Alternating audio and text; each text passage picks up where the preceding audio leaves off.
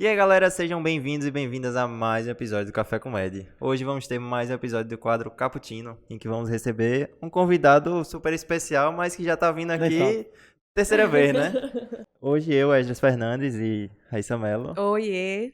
a gente vai falar um pouco sobre preparação para residência médica, meio que um repeteco do episódio que a gente já fez. Isso é melhor hoje, eu garanto. Agora Mas- com assim, um Digimon evoluído, com todos os apetrechos e com o chefão, né? Por favor. Só que dessa vez a gente vai focar mais na preparação ao longo do ano, né? A gente tá gravando aí em fevereiro, então o foco dessa vez é o ano todo. Só para fazer uma apresentação aqui do currículo dele, rapidamente. Ele tem a residência em clínica médica pelo Hospital Agamenon Magalhães, nefrologista pelo Real Hospital Português, tem um título de nefrologia pela Sociedade Brasileira de Nefrologia e ainda foi aprovado, como ele, né, curte ser pouco aprovado, ele foi aprovado tanto em ortopedia no concurso da CESPE, quanto em anestesiologia, que foi aí quando ele teve o grande estalo de criar o Biomédico Residente e atualmente ele é o CEO do Biomédico Residente. Seja bem-vindo mais uma Seja vez. bem-vindo. Prazer estar mais uma vez aqui. Acho que nada melhor do que ele mesmo para contar um pouco sobre essa história que foi tão árdua, mas tão gratificante, eu acredito. Vamos lá, contar pela 150ª, segunda vez a história. Quantas Pode ser foram mais- pode ser mais necessárias? Não, mas tem gente resumido. que não conhece ainda, né? Tem Quem razão. não conhece, Perdão né? pra quem já ouviu 152 vezes a Não, história. mas agora com imagem. Agora, imagem, com som som. de qualidade. Né? É. Bom, sou Bruno, né? Sou médico natural aqui de Recife e minha história começa praticamente quando eu terminei a faculdade, em 2012. Na verdade, 2 anos antes de terminar a faculdade, né? Então, vamos voltar um pouco antes. E quando eu não sabia ainda direito o que eu ia fazer de prova de residência, qual especialidade eu ia seguir, né? Tinha uma ideia de que eu queria ser nefrologista por influência da minha mãe, do meu avô, que também era nefrologista, mas sempre com aquela dúvida ali atrás da orelha, sem ter certeza, né? E aí fiz cursinho para residência médica no 5º ano. Como a maioria dos quintonistas não aproveita muito bem o curso, né? E segui o padrão mesmo. E no 6º, passei a me dedicar um pouco mais ao estudo, mesmo sem ainda ter certeza do que eu queria de especialidade, mas o que eu queria era ser aprovado, né? Eu não queria ter que fazer mais um ano de residência. E ao longo do 6º ano, né, eu tinha a ideia de que eu queria fazer nefrologista, mas eu queria fazer nefrologia, mas eu fui me convencendo aos poucos de que clínica médica não era a minha área. E muitos amigos meus diziam que eu tinha cara de ortopedista, não sei porquê até hoje. A pessoa falava que eu sou meio bruto, mas eu acho que eu não sou não. E aí fui convencido a fazer ortopedia. E aí, na metade do ano para frente, mais ou menos, do 6º ano, eu comecei a estudar, né, com essa cabeça de que eu queria fazer a residência de ortopedia. Aí botei um opcional no último ano para rodar num serviço tradicional aqui de Recife, para conhecer.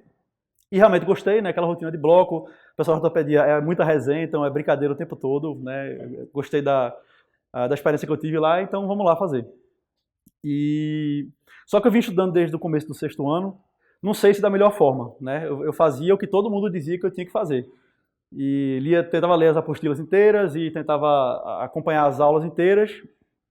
E no final do ano, né, mais ou menos, não lembro exatamente a época, no final do 6º ano, na verdade eu até pensei em fazer anestésio, né, no final do 6º ano, mas eu cheguei um pouco inseguro ainda na hora de fazer a inscrição da prova lá.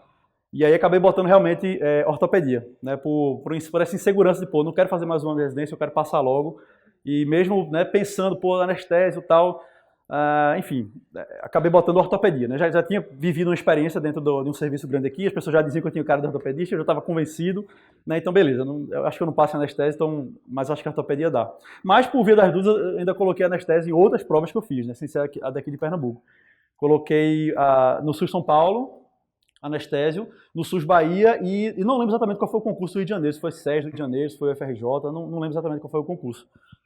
Mas não fui aprovado em nenhuma dessas 3 aí, para anestésio, né? E essas provas elas foram um pouco antes da prova de Pernambuco, né? No ano que eu fiz prova, de 2012 para 2013, a prova de Pernambuco já foi a primeira vez, se eu não me engano, que ela aconteceu em janeiro. Então, essas outras provas tinham acontecido em outubro, novembro, né? Acho que é o último em dezembro, por aí. E aí eu percebi, né? Beleza, eu não consegui passar em anestésio lá nas outras, mas eu ainda estou muito longe para conseguir passar em qualquer coisa, né? Em qualquer outra prova que eu fizer.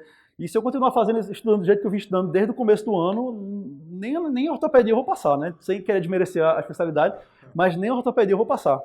E aí, depois que saiu o resultado das 3 provas, girou uma chavinha, né? Pô, eu tenho que fazer uma coisa diferente, porque senão eu não vou conseguir passar em nada.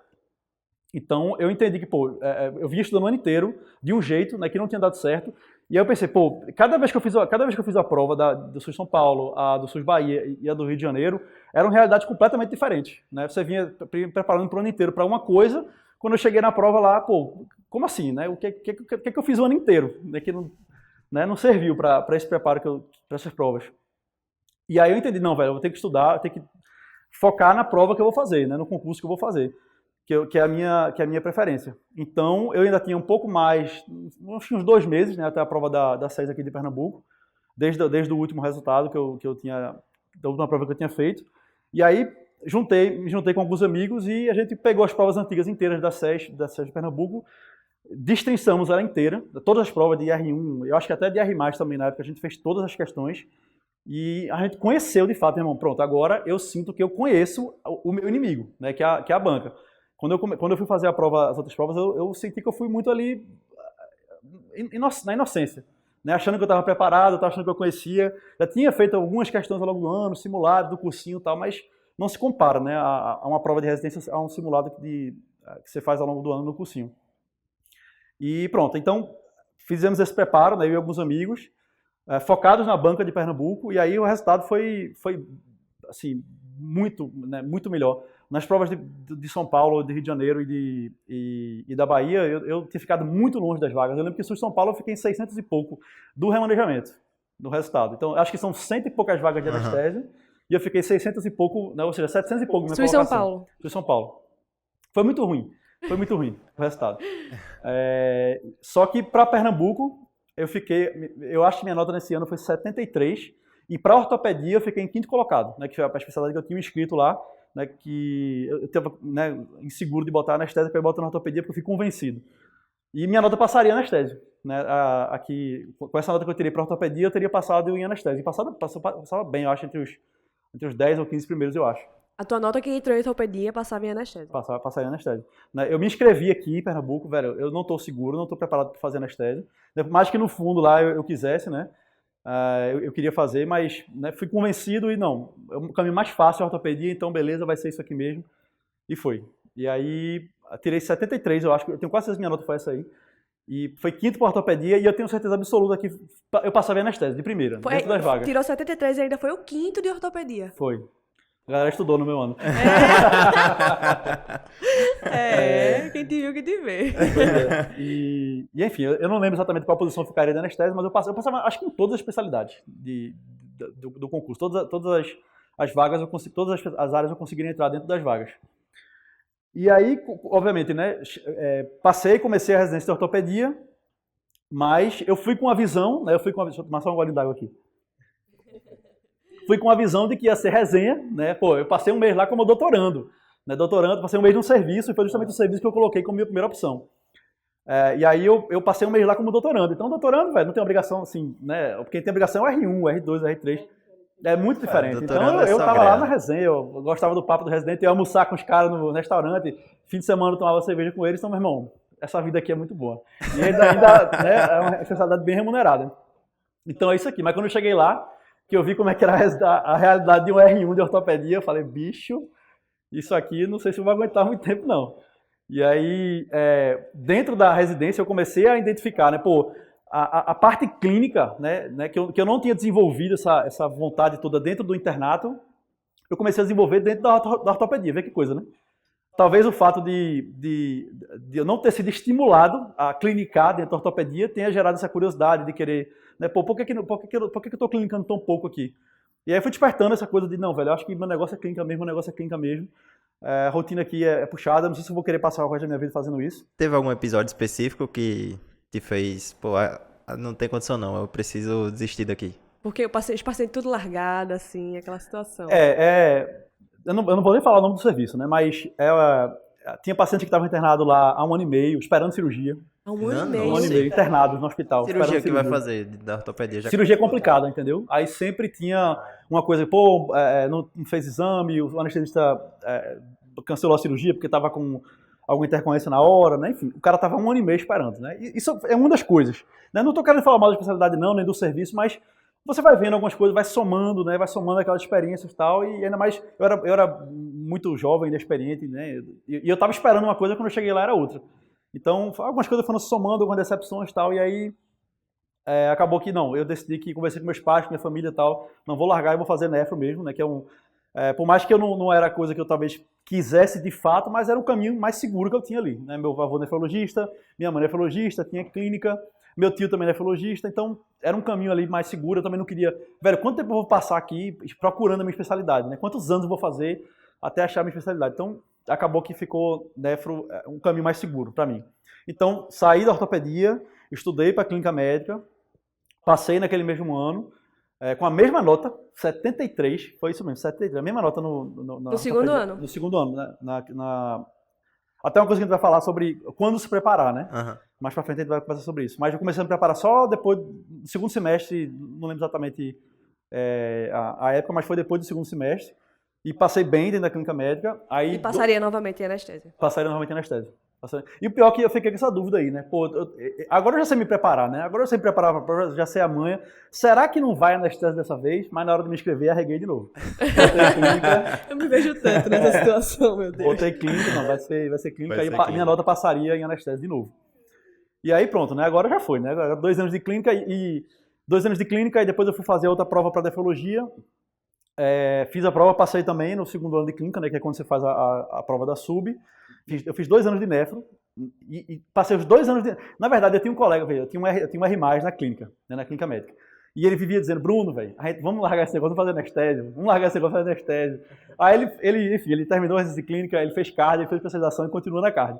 Mas aí toda vez que eu encontro com ele, meu irmão, era pra ter feito anestésio, né? Aquele diabinho, papo, né? resenha lá, né? E aí a gente ficou conversando há muito tempo. E quando eu cheguei na nefrologia, tinha muito essa coisa também, né, de... a nefrologia não tá legal, tal, o pessoal reclamando. E aí, será que eu faço anestesia? Será que eu volto para anestesia? Será que eu volto? Não, vou seguir aqui, o plano é esse, vou seguir com o plano até o final. E aí, terminei a residência de nefrologia, fiz a prova de título e comecei a trabalhar como nefrologista. E aí já foram 2 anos, né? 2 anos de clínica. 2 anos de clínica e 2 de... Passou rápido, né? Foram na 4 história, anos, na verdade. 4 anos de residência, 2 de clínica e 2 de nefrologia. E... Era uma rotina puxada, né? A rotina de clínica nem tanto. Né? O R1 é puxado, o R2 nem tanto de clínica, mas na nefro, no R1 e no R2 é muito puxado. Mas é uma curva de aprendizagem absurda, uma curva de aprendizado absurdo, porque você na faculdade você aprende o básico, né, de nefrologia, na clínica você aprende, né, as coisas mais comuns, na clínica médica você aprende as coisas mais comuns da nefro, mas na nefro, que você está no ambulatório, está no transplante, está na diálise, a curva é absurda. Então você acaba aprendendo muita coisa, então pô, é interessante realmente, né? A especialidade é muito interessante. Tem muitas áreas para você atuar dentro da nefrologia. E eu acreditava que não, eu vou encontrar aqui a minha área e vou gostar disso aqui. E aí eu terminei a residência, trabalhei 6 meses, mais ou menos, me formei, terminei em março. E aí em setembro eu viajei, me casei em setembro e viajei de lua de mel. E na lua de mel, eu conversei muito com minha esposa sobre minha vida, tal, meu futuro, como é que ia ser. Eu não tava... Ótimo momento para pensar na vida na lua de mel. Nada para fazer de melhor. Nada para fazer na lua de mel, vamos conversar. Médicos falando sobre medicina, né? Minha esposa também é médica, oftalmologista, então a gente falava, obviamente, é um assunto em comum da gente. Mas eu bati muito nessa tecla, né? Aline, será que eu faço anestesia? Será que eu faço anestesia? Eu ainda não... Sabe quando você... Bem, eu tava há 2 anos na clínica, 2 anos na nefro, 6 meses trabalhando. A coisa tava indo, sabe? Mas eu não tava com aquele... Velho, tá faltando alguma coisa na minha vida, tá faltando alguma coisa. E aí, eu preciso tentar. Eu passei, no 6º ano de faculdade, eu não fiz para anestesia por insegurança. Quando eu fiz a prova de clínica, eu não botei lá por insegurança, nas 2 eu teria passado. Velho, eu vou me dar uma chance. Até porque nessa altura do campeonato, tu não tinha mais nada a perder. Tu já tinha tua residência, já tinha tua carreira firmada, assim. Exatamente, né? Eu já estava com meu título. Se eu não tivesse passado na prova... Tu ia continuar nefrologista. Trabalhando como nefrologista, ia continuar, né, seguir carreira nas clínicas. Exatamente. Até abrir outra clínica. Não, assim, era um plano B, mas que o plano A tava ok, tava legal. Uma coisa é tu fazer isso como estudante ainda, Isso, começando. exatamente. Que aí, vou Cheio de perder. dúvidas, insegurança, Vou perder será? mais um ano estudando, vou de vida de plantão. Outra coisa é você já especialista, né? Já arriscar todas as fichas, assim. Exatamente. É mais exatamente. fácil. Isso teve um peso importante, né? E eu também tinha o apoio da minha esposa, que já estava formada, já estava ganhando dinheiro. Então, se eu entrasse na residência, a renda da família ia baixar, mas ela conseguia segurar ali a gente e tal. Então, teve vários fatores que fizeram, faz sentido eu tentar, né? Faz sentido eu tentar mais uma vez. E aí voltei da lua de mel 20 e pouco de setembro, comecei a estudar, me planejei, assim, num fim de semana, o que eu tinha que estudar para dar conta. Lógico, né? Eu não lembrava de tudo, mas eu já tinha uma noção boa, porque eu tinha feito 2 provas de acesso direto, eu tinha sido aprovado em 2, ortopedia e clínica, então era só mais uma prova de acesso direto Agora, que eu ia mas fazer. mesmo assim, a última prova de acesso direto que tinha feito tinha 5 anos, né? 5 anos, né? Tu fez 2 anos de residência em clínica, 2 de nefro. Tinha sido Foi no final 2014 para 2015, eu acho. Isso era 2018. 4, 5 anos. 4, por aí. 5 anos. Acho que, enfim, eu sou ruim de conta, mas eu acho que foi por aí. E aí 5 anos, faltava né? mais ou menos quanto tempo pra prova que tu se preparou? A prova foi no meio de dezembro. Não lembro o dia exatamente, mas no edital saiu no meio de dezembro. E 16, tu começou a se preparar no final de setembro. depois de Então 5 anos Depois de 5 anos. sem... Mas veja, a galera fala, né? Dá pra fazer. Dá se você fizer a coisa direito, né? Não é qualquer... Lógico, né? Dá pra você fazer. Eu nunca estudei pra uma prova, vou estudar. Se você fizer a coisa bem feita, dá. Mas eu não recomendo isso para as pessoas, né? Deixa no teu 6º ano, teu estudo começa a estudar em setembro. Não vou recomendar isso para ninguém, certo. porque a chance de dar errado é grande, né? Eu tinha uma coisa a mais, que era a experiência de já ter feito as provas antes.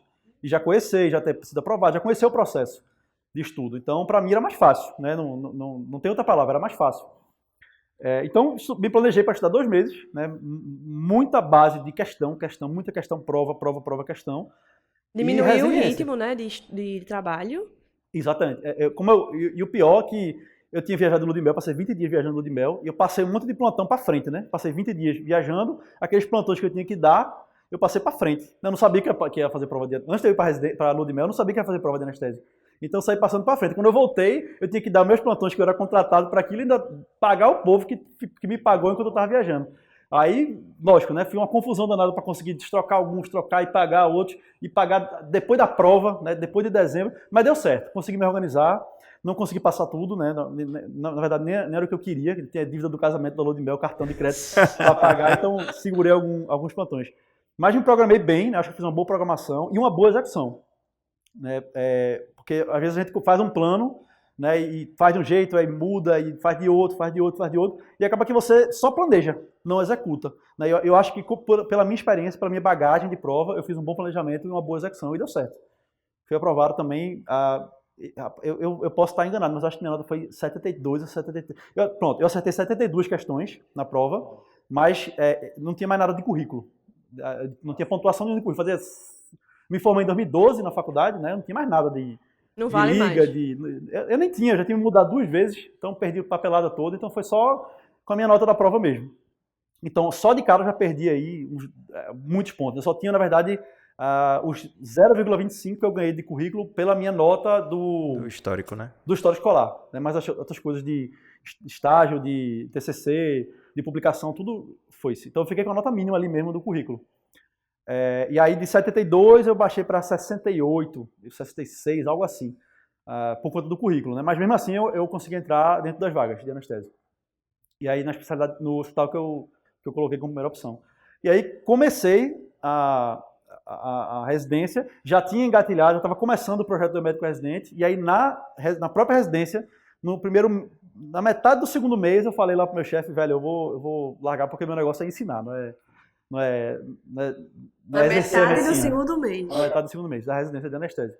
Larguei, falei com o meu chefe, ele me concedeu 6 meses de trancar, ele falou, Bruno, você tem certeza? Eu falei, velho, eu acho que é. Faz o seguinte, tranca 6 meses. Isso não é comum fazer, mas né, a gente se deu bem e tal. Ele me deixou trancar 6 meses, para eu pensar, né? Pô, vai que não era o que eu queria, né? Ensinar e tal, mas tranquei 6 meses, e aí quando passou o prazo dos 6 meses, aí eu entrei em contato com ele. Velho, eu não vou lembrar o nome dele, se ele ver isso aqui, ele vai ficar muito chateado comigo. Mas, enfim, entrei em contato com o meu chefe na época da residência, falei, velho, eu não vou voltar não. Então, beleza, assina a tua carta, ela diz que não vai voltar e bola pra frente. E aí pronto, aí seguimos com o médico residente aqui até hoje. Caramba. Somente. Quando tu viu teu nome assim no listão de anestésio, qual foi? Nostálgico?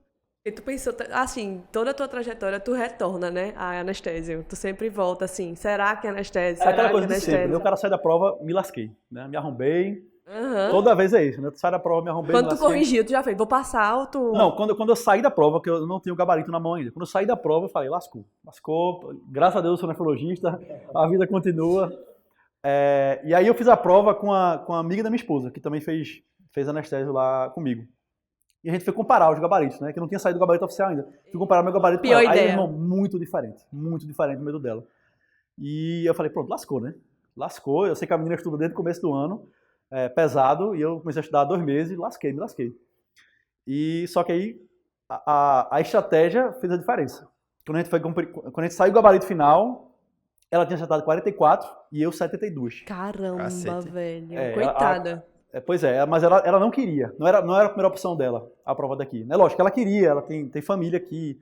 Ela queria, né, concorrer à vaga daqui, mas ela não estudou para a prova daqui. Ah, entendi. Aí não fez um bom preparo para cá, né, para Pernambuco, e aí, obviamente, o resultado, né, não foi como ela esperava, óbvio, mas diferente de quem fez uma estratégia 100% focada, né, na banca que ia fazer. Aham. Então, na hora, quando a gente estava conferindo um ao outro, né, os dois gabaritos assim, eu falei, me lasquei, mas deu certo. E ela também ela passou em Alagoas, que é o estado onde ela mora, e ela passou e tá terminando agora a residência anestésica. Aí Não, quando- terminou esse Aí ano. tu não sabia que ia passar, ficou naquela, se lascou, não sei o que, e quando tu viu teu nome, bum, a cabeça explodiu. Foi estranho, né? Foi assim, foi uma surpresa muito grande, né? Porque muita gente não acreditava, e até eu mesmo, né? Por mais que eu tivesse a manha, a experiência e tal, né? Tava executando muito bem, senti que eu estava executando muito bem a coisa, estava motivado para estudar, mas foi uma surpresa muito grande, né? Porque foi um resultado muito bom, acertar 72% de uma prova que é difícil, considerada difícil, com pouco tempo de estudo, e surpresa de muita gente, né? Que a galera dizia, velho, foca no teu trabalho, foca nas clínicas da tua mãe e tal, vai lá e segue lá na Nefro. Mas enfim, foi uma surpresa. Não, sinceramente, não lembro exatamente a minha reação, mas com certeza foi muita felicidade. Você vê seu nome no listão, nem que seja no listão de, sei lá, de um sorteio para ganhar uma canequinha do MR, já dá uma felicidade. Com certeza. E é interessante, né, que tu fala de método de estudo, que no teu 6º ano tu passou um ano inteiro se preparando de uma forma errada, né? E eu lembro quando eu entrei no internato, quando eu comecei a fazer cursinho para residência, estudar, etc, eu perguntava para as pessoas o que é que tu estás fazendo, como é que tu estuda? E até então, ali, acho que 2018, mais ou menos, as pessoas, não, pô, tem que ler as apostilas, tem que ver as aulas, não sei o quê, e ninguém falava de questão. E eu acho que quando tu trouxe um médico residente pra cá, 2019, mais ou menos, ainda. trouxe um médico residente, tipo, acho que com a tua experiência, né, tu começou a trazer essa mentalidade para as pessoas daqui e as pessoas, tipo, tiveram, porra. Isso, e não só daqui, né? Porque eu comecei o projeto do Médico Residente, eu criei um Instagram do Médico Residente em 2018, depois da prova. Logo depois da prova, finalzinho de dezembro. E aí eu comecei a ver os outros Instagrams, né? Pô, o que a galera faz, tá? Meu intuito não era nem abrir um cursinho, nada, era só, velho, eu vou dar dica de prova aqui pra galera se dar bem na prova, né? Eu gostei do negócio, gostei do processo, estava bem motivado de estudar, gostava de ensinar. Então vou para ajudar, e, enfim, se eu puder contribuir aí, já é positivo. E eu comecei a olhar os outros Instagrams da galera. E ninguém falava, realmente, isso aí, né, meu irmão? O seu estudo tem que ser baseado em questão. Né? Onde foi que eu peguei, que eu via a galera falando sobre isso aí?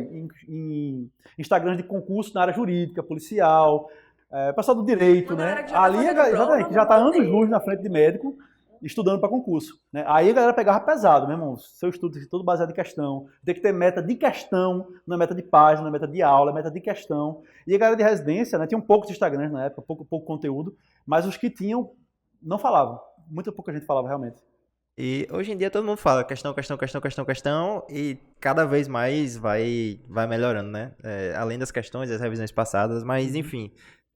Voltando um pouco aqui, a gente pode ver que tu se tornou um especialista, digamos assim, e ser aprovado na reta final.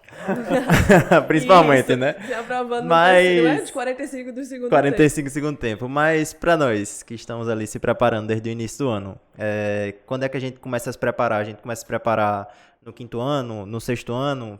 Tem gente que pergunta, começa a me preparar no 4º ano, tipo, a galera dá um... tem uma galera bem ansiosa já. E bate ansiedade. isso é relativo, né? Assim, na minha época, que fazem exatamente 10 anos que eu fiz a primeira prova de residência, a concorrência não era tão pesada como está hoje em dia, né? Se vocês, quem está aí no meio sabe que aumentou muito a quantidade de vagas de faculdade, né, de instituições que abriram e tal. Então, e as vagas de residência não acompanharam esse perfil, esse aumento. Tem até um estudo publicado na USP de alguns anos atrás, de 2020, que as vagas de faculdade, eu posso errar um pouquinho nos dados, tá? As vagas de faculdade nos últimos anos aumentaram quase 200% e as de residência menos de 70%. Então, não acompanhou realmente esse aumento. Então, né, voltando à sua pergunta, quando deve começar a se preparar, né? Por que é relativo? Se você já fez 1 ano, 2 anos de prova anteriormente, se você está na situação que eu estava, que você já foi aprovado, você está trocando de especialidade, isso está cada vez mais comum, né, as pessoas trocarem de especialidade. A gente tem muitos alunos que fizeram, sei lá, rádio e agora querem fazer dermato, fizeram clínica, cirurgia, agora querem fazer anestésio. Está muito comum essa coisa de trocar de especialidade. Sendo sincero, se você já tem uma aprovação, você já sabe o processo, já conhece, não tem agonia de, preciso começar hoje e tal. Agora, né? Agora que a gente está em fevereiro. Se você já está nessa situação, já fez 1 ano passado, não conseguiu ser aprovado, chegou perto, né, já conhece mais ou menos o processo, eu diria que não tem muita agonia não. Deixa passar o carnaval, pode começar a estudar. Né? Ai, nem né, infelizmente a gente não vai ter carnaval, mas não tem tanta Deixa agonia. Deixa passar o São João, então. Mas lógico, se você... E aí também tem o fato, né? Vou disputar uma especialidade mais concorrida, né? Ou eu me dei muito mal na outra vez que eu fiz, ou seja, não entendeu muito bem como é o processo de estudar, não foi muito bem ano passado e está disputando uma especialidade concorrida, aí o cenário muda um pouco. Né? Aí tu tem que realmente se organizar melhor, né? Quanto antes começar, melhor, para não perder tempo e tirar esse atraso. Mas pensando num cenário de uma pessoa que está na faculdade, que, sei lá, está no 4º ano e está começando a pensar sobre isso aí. Sinceramente, eu não recomendo fazer um curso no 4º ano, não. Tá? Eu não recomendo, porque é muita maturidade, né? Muita maturidade e é muito cedo, sabe? Não precisa dessa agonia. Lógico, tem pessoas que querem e que precisam daquela coisa de se eu não fizer isso aqui, eu vou estar me sentindo que eu tô por fora das coisas. Tô para trás. Tô out, né? O famoso FOMO que fala tanto hoje em dia, Fear of Missing Out. O medo de não fazer parte das coisas, né? Então, velho, você quer fazer, quer testar, quer conhecer, faça. Mas eu não acho que seja um diferencial muito grande você começar no 4º. Agora, para quem quer estudar concorrida, né? Para quem não tem tanta experiência, né, com prova, não está acostumado a estudar para concurso e quer especialidade concorrida numa banca concorrida, acho que vale a pena começar a se preparar no 5º ano. Mas não é aquela preparação que a gente está acostumado de anos atrás, né, de um monte de conteúdo no 5º ano, um monte de simulado, um monte de coisa. Não precisa também disso. Você precisa conhecer a rotina de estudar para a residência, precisa conhecer, precisa começar a fazer questões, entender, começar a se preparar psicologicamente para fazer questões. A gente vai falar sobre isso depois. Mas é mais começar a adquirir a rotina de estudar, né, aos pouquinhos, para no 6º ano você dar o gás. Porque, velho, se você fizer uma boa estratégia, uma boa execução, né, lógico, às vezes é difícil você manter uma boa execução ao longo do ano. Você vai ter um monte de percalço no meio do caminho. Mas se você fizer uma boa estratégia e uma boa execução ao longo de um ano, consegue passar em qualquer coisa. Né? Consegue passar com 1 ano de estudo, você consegue passar em qualquer especialidade, em qualquer hospital, em qualquer banca. Então, o 5º ano é mais para você se preparar, conhecer a rotina, conhecer esse mundo de residência médica, e no 6º ano você dá um gás maior. É assim que eu aconselharia, por exemplo, se meu filho fosse fazer prova daqui a 2 anos. Né? Ele está começando agora, eu diria isso para ele. Certo. E para uma pessoa que não está na faculdade, então já começar o quanto antes, não é isso? Já se formou. Isso, já se formou, isso. Se não está na faculdade, já se formou, não teve uma boa ou não fez prova por opção, né? Hoje também isso é muito comum, né? Não vou fazer prova no meu 6º ano, vou fazer um pé de meia aqui no outro ano, e aí, enfim, se não conhece o processo, não tem a manha, né? Não viveu esse processo, aí realmente se você tiver mais tempo é melhor começar antes mesmo. Falasse agora sobre quando começar, mas sendo mais objetivo no sentido de, beleza, eu sei quando começar, vou começar no 5º ano, se eu for estudante, vou começar o quanto antes se eu já estiver formado, mas como é que eu faço isso? Como começar? Não só quando, como? Como eu faço isso? Qual a melhor estratégia para começar esse estudo? Dizer que você precisa fazer um cursinho, eu vou estar sendo hipócrita, porque não precisa, tá? Não precisa fazer cursinho. O cursinho é bom porque ele te dá um direcionamento quando você não tem noção nenhuma do negócio, né? Ou você não se sente seguro para estudar sozinho. Vocês devem conhecer um monte de gente da turma de vocês da faculdade que passou no vestibular sem fazer cursinho. Na minha faculdade também tinha um monte de gente que passou no vestibular sem fazer cursinho. Residência é a mesma coisa.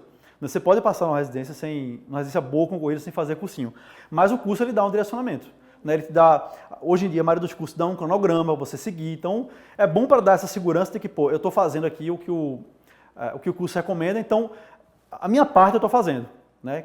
Quando você não consegue se planejar muito bem, quando você não sabe, não conhece como é que é o planejamento, como é que deve fazer um cronograma de estudo, a quantidade de questões que tem que fazer, como é que é o foco para estudar para uma prova, que é muito diferente de estudar para a vida ou até para a faculdade, né? Aí faz sentido você fazer um curso.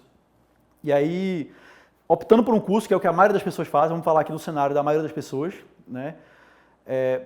O principal, né, o principal tem que ser o desempenho nas questões. Como é que está o seu desempenho nas questões? Essa é a sua métrica, a sua Star Metric, né? A sua métrica estrela, a principal métrica. Como é que está meu desempenho nas questões? Não é a quantidade de páginas de apostila que você leu, não é a quantidade de horas de aula que você assistiu, não é os checks, né, que tem hoje em dia nas plataformas, assisti esse conteúdo, assisti esse. Isso não é o mais importante. Essa é a melhor parte. Essa ela dá uma sensação boa, né? É uma satisfação, o coração se aquece, é uma Concluído. coisa que não sei explicar. Mas isso não é o mais importante. O mais importante realmente é você focar nas questões, né? Não sei se a gente pode entrar nesse tema agora das questões, mas... Fica à vontade. Né? Fica à vontade, podemos entrar. Se é a melhor estratégia, então a gente Pronto, entra vamos agora. lá. A aula, né, a apostila, ela vai te dar um direcionamento bom, um embasamento bom quando você não tem noção nenhuma. Né? Pô, eu não tenho noção nenhuma, vamos pegar um assunto aqui, doença da via biliar. Eu não tenho noção nenhuma de como isso cai na prova. Né? Eu não sei nem qual é a doença da via biliar. Todas. Eu não sei como é que dá o diagnóstico, a epidemiologia, quais são os tratamentos, os diagnósticos diferenciais, eu não sei nada. Né? E aí, pô, você não vai pegar um Harrison, ou um Sabiston, na verdade, um Sabiston para estudar doença da via biliar. Né? Você não vai fazer isso no ano de residência. Então, o cursinho, ele te dá um material mais enxuto, mais direcionado para a prova. Né? Idealmente seria isso. Né? No mundo ideal, o cursinho te dá um direcionamento para a prova. E aí você vai conhecer as principais doenças da via biliar, como é que se faz diagnóstico diferencial, quais são os exames que pedem. Né? Só que você tem que incluir questões nessa rotina, porque às vezes, mesmo que o material seja direcionado, você se apega a detalhes que você vivenciou. Por exemplo, eu sempre tive dificuldade em determinado exame aqui para diagnosticar a doença via biliar. Aí você se apega àquele detalhe, daquele exame, e aí como é que faz o exame, como é que é o preparo do exame, e deixa todo o resto de lado. Você se apega muito àquela dificuldade que você tem, ou àquela vivência que você já teve, e você deixa de focar no que... Velho, não é isso que pergunta na prova. Isso é uma coisa que você está imaginando que é interessante. Né? E às vezes a apostila, né, normalmente a apostila, a aula, ela te direciona para isso. Mas na nossa cabeça fica aquela... Não, isso aqui é que eu preciso focar, isso aqui eu preciso focar. Só que quando você vai para as questões, né, daquele assunto que você estudou, por exemplo, doença via biliar, você vê, caramba, não cai nada disso que eu estava pensando. Né? E o que cai diferente do que eu achava que tinha que saber o preparo do exame, você tinha que saber como é que faz o exame, e quando você vê, não cai isso. Né? Cai indicação, cai quais são os exames que você pode fazer para diagnosticar aquela mesma doença. Então, a apostila, a aula, ela vai te dar um embasamento bom, né? Mas o principal é as questões. As questões é que vão dizer para você o que é que você tem que focar no seu estudo. A gente está falando aqui no começo do ano. Né? Começo do ano. Então, você está o tempo todo fazendo estudo, vai se preparar para estudar doença da via biliar. Ou você acabou de estudar doença da via biliar. Vou fazer algumas questões daquele assunto, porque se eu fizer questões antes, eu já vou saber no material. Eu já vou direcionado. Exatamente. Eu já não vou ficar com viés seu. Né? O que é que eu quero aprender aqui? O que é que eu quero estudar? O que é que eu quero focar? Esse viés vai embora. Você fica com o viés das questões. O que é que a prova me cobra? Exatamente. Exatamente. E quando você faz as questões depois de assistir, né, você vê, pô, eu vi que aquele professor falou daquilo ali, eu vi isso na apostila. E aí, óbvio, né, você não pode se limitar, estudei um assunto, fiz aquelas questões, acabou. Aquele assunto já era. Você vai ter que fazer outras revisões, outras questões daquele assunto. Se você fazer prova na íntegra, se você fizer prova na íntegra, simulados, você vai ver outras questões daquele assunto e você vai cada vez, é isso aqui que cobra, é desse jeito, é isso aqui.